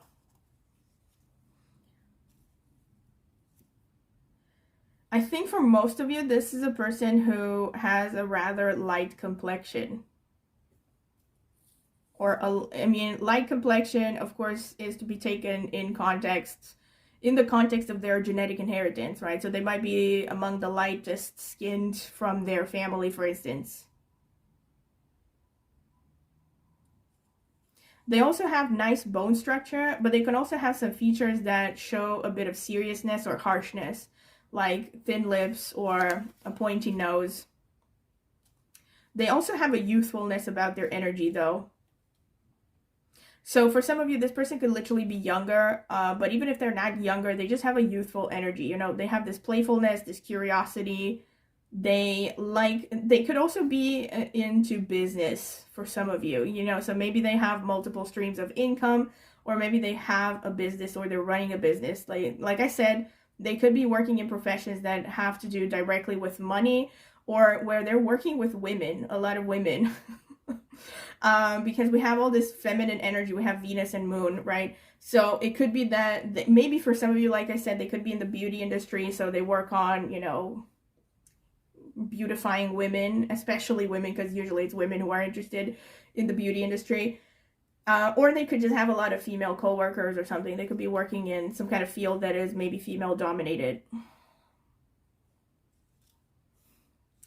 With Shravana here, this person is a good listener. This person is also pretty sensitive. They're sensitive to their environment. J.K. Rowling has Moon in Shravana, I'm pretty sure, if I remember correctly. So it's a very creative nakshatra. It's very kind of sensitive and mystical and intuitive as well. Also, with all the Taurus and Venus, they will have traditionally beautiful features, like nice eyes, nice skin, nice hair. Their voice will definitely stand out. Also, they will have, let's say, We have Vishaka. So this person could be a teacher. Like I said, Vishaka is kind of a priestly energy. Sadly, Vishaka, worst case scenario, can also show potential substance issues, like they could be drinking too much, because Vishaka has this thing about alcohol. Don't want to freak you out or anything, but yeah, it could be a thing. Also with Revati, so they could overindulge in you know, let's say substances that are not beneficial every now and then. The Bharani definitely reinforces that this person is into psychology. Even if they're not working in psychology, they probably are interested in how psychology works, how people work. They have this mystical side. So there's this confirmation that I see for, you know, the tarot cards, the regeneration cards, the rebirth cards, and also the magician. So there's this occult energy here. They could be into yoga. With Chitra and Danishta, this person has a really nice body. They could really care about their body. They could really work out. They might be a good dancer. They really like music as well. And they could be particularly interested in drums, like music that has a lot of drums. This is really specific, but for some of you, there could be some connection to the military or the police. Because, again, of the Kritika and Danisha energy, they could be into something connected to defense or something. They're very competitive. And they could be a little bit workaholic.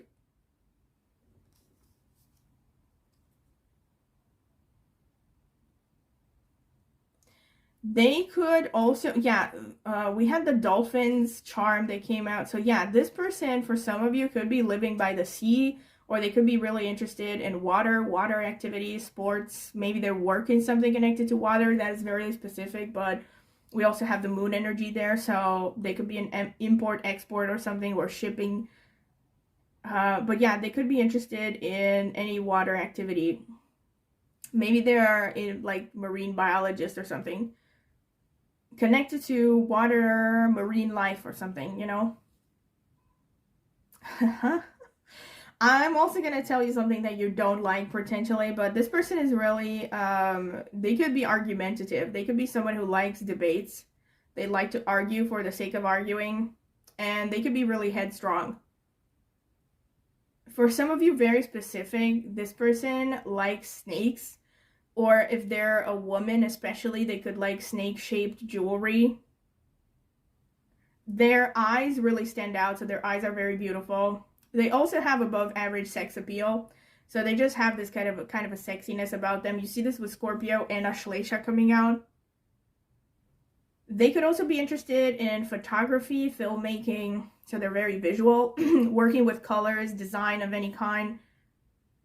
Drawing could be a thing. They could also like horses. They could be into horse-related activities like riding or something. Overall, I'm getting very strong messages that this person is very nurturing and very caring. But they, on the surface, they could come across as pretty tough. I also see this person has a pretty intense, potentially serious energy. Like, they could have intense eyes as well. And they could be pretty sharp-tongued, which is a repeated theme again, like I said, with the Kritika coming out. And also with the Kritika, this person, and the Pushya to some extent, this person really could like cooking a lot. They could definitely like food a lot. And any kind of fire-related activity.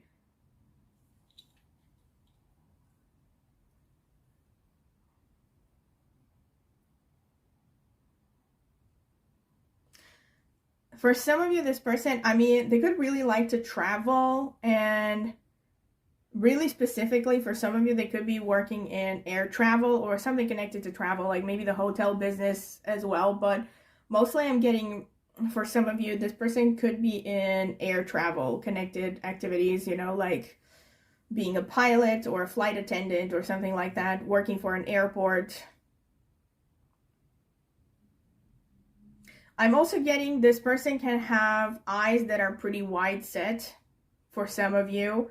They could also have like a kind of a brooding look, the kind of a serious brooding look. There could be a kind of a heaviness about them, With Bharani Nakshatra, I've mentioned this before, like Bharani is pretty heavy emotionally.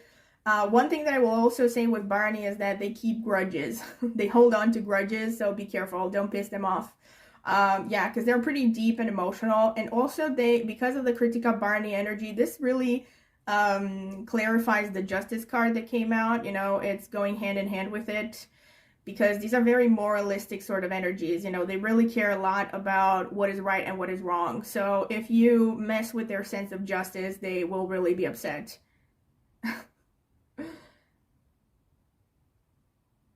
And they could be religious, okay, for some of you. That's one explanation of the Hierophant as well. They could be religious, or they just have their own sense of religion. Like they have, look, maybe they're not like conventionally religious as in an organized religion, but they have some kind of strong sense of faith. I think for many of you, this person could have their own, you know, view of the world, and their spirituality could be pretty important to them.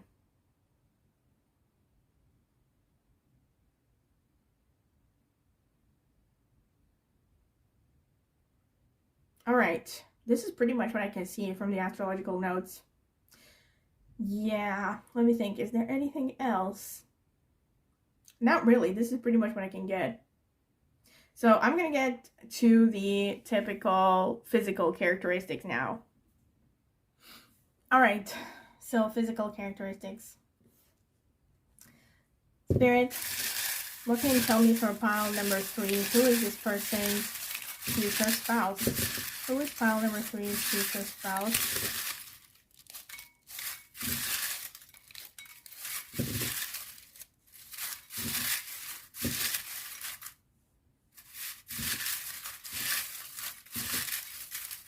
I think that's enough. Actually, this one wants to come out. I don't know about this one. Okay, so let's see. Beauty spot on the face. Intense gaze. Confirmation of the Scorpio energy. Active. Younger or youthful in energy. That's Mercury. We have curly or wavy hair. Strong build, muscular. Yeah, that's the Taurus. Older, more mature. Okay, so we are all across the board. For some of you, this person could be older. For some of them, for some of you, they could be younger. Cheek dimples. Jovial, playful expression. That explains the smiley face. We also have bohemian style or vibes. We have nose bump. They can have a bump on their nose. We have short to medium height. Tall, okay. All across the board. We have intense gaze twice.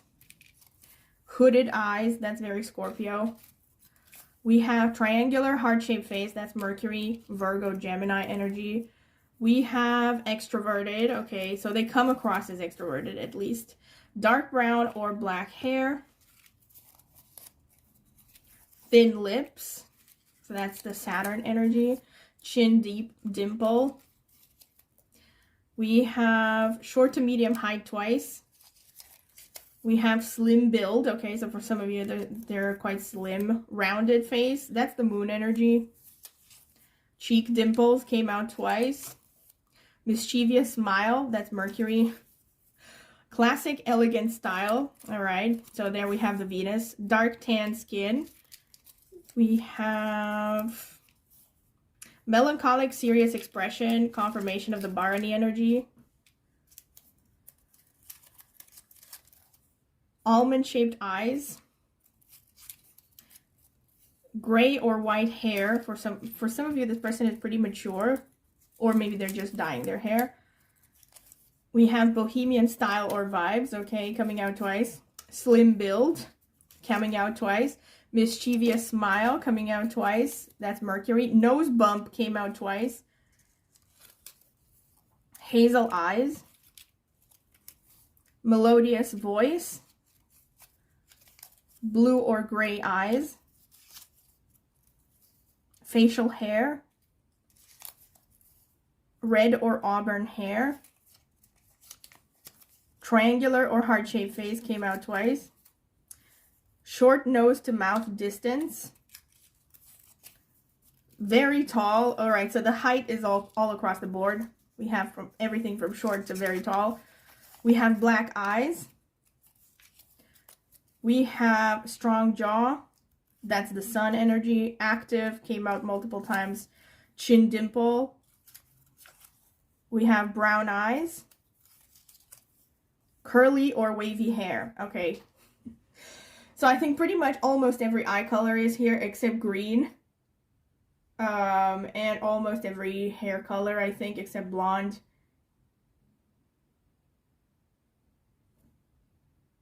All right, but there are repeated messages and a lot of them have resonated, yes. And also bear in mind that, of course, you know, you're going to have like multiple people watching this, so it's going to be like a mix and match of these different energies. See how they resonate. And of course, feel free to come back at a later stage when you meet this person and compare notes. All right, maybe comment in the comment section. Also, I would like to wish you a happy new year, because this is the first video that I am posting on my tarot channel for 2024. And I hope this year is going to be better for all of us than the past 4 years, because we all need it, I think. And yes, before I leave you, please don't forget to subscribe to my channel. It will only take a second and it is free, and I've seen that most of the people, like over 80% of the people that watch my videos regularly, are not subscribed to my channel, so please do so. It's the easiest way to support me, like I said, and it helps grow my channel and encourages me to post. And also please consider clicking the notifications bell if you want to see when I will post another tarot reading. Also please comment in the comment section with any feedback you would like to give, or ideas for future topics that you would like me to cover on this channel. And last but not least, I also would like to mention that I do tarot readings. And if you are interested in a private tarot reading, you can check out the video description. I will leave my email address. You can email me for a list of prices and reading options. And I can also send you some example readings for people that I've done readings for so far, in case you want to see what they look like, the format.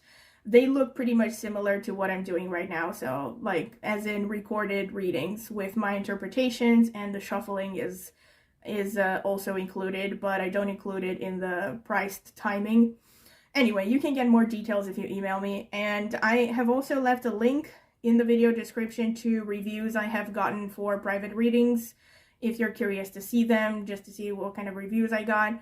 And also, last but not least, okay, finally, I also want to mention that I have an astrology channel. I focus mostly on Vedic astrology, but I also use some tropical insights because I have over 20 years of experience in astrology and I am familiar with all systems. So you can check out the video description or the pinned comment to see my astrology channel. So if you're interested, go ahead and check it out. Maybe subscribe. I would greatly appreciate it. Thank you very much for listening, and I hope to see you at my next tarot reading. Bye!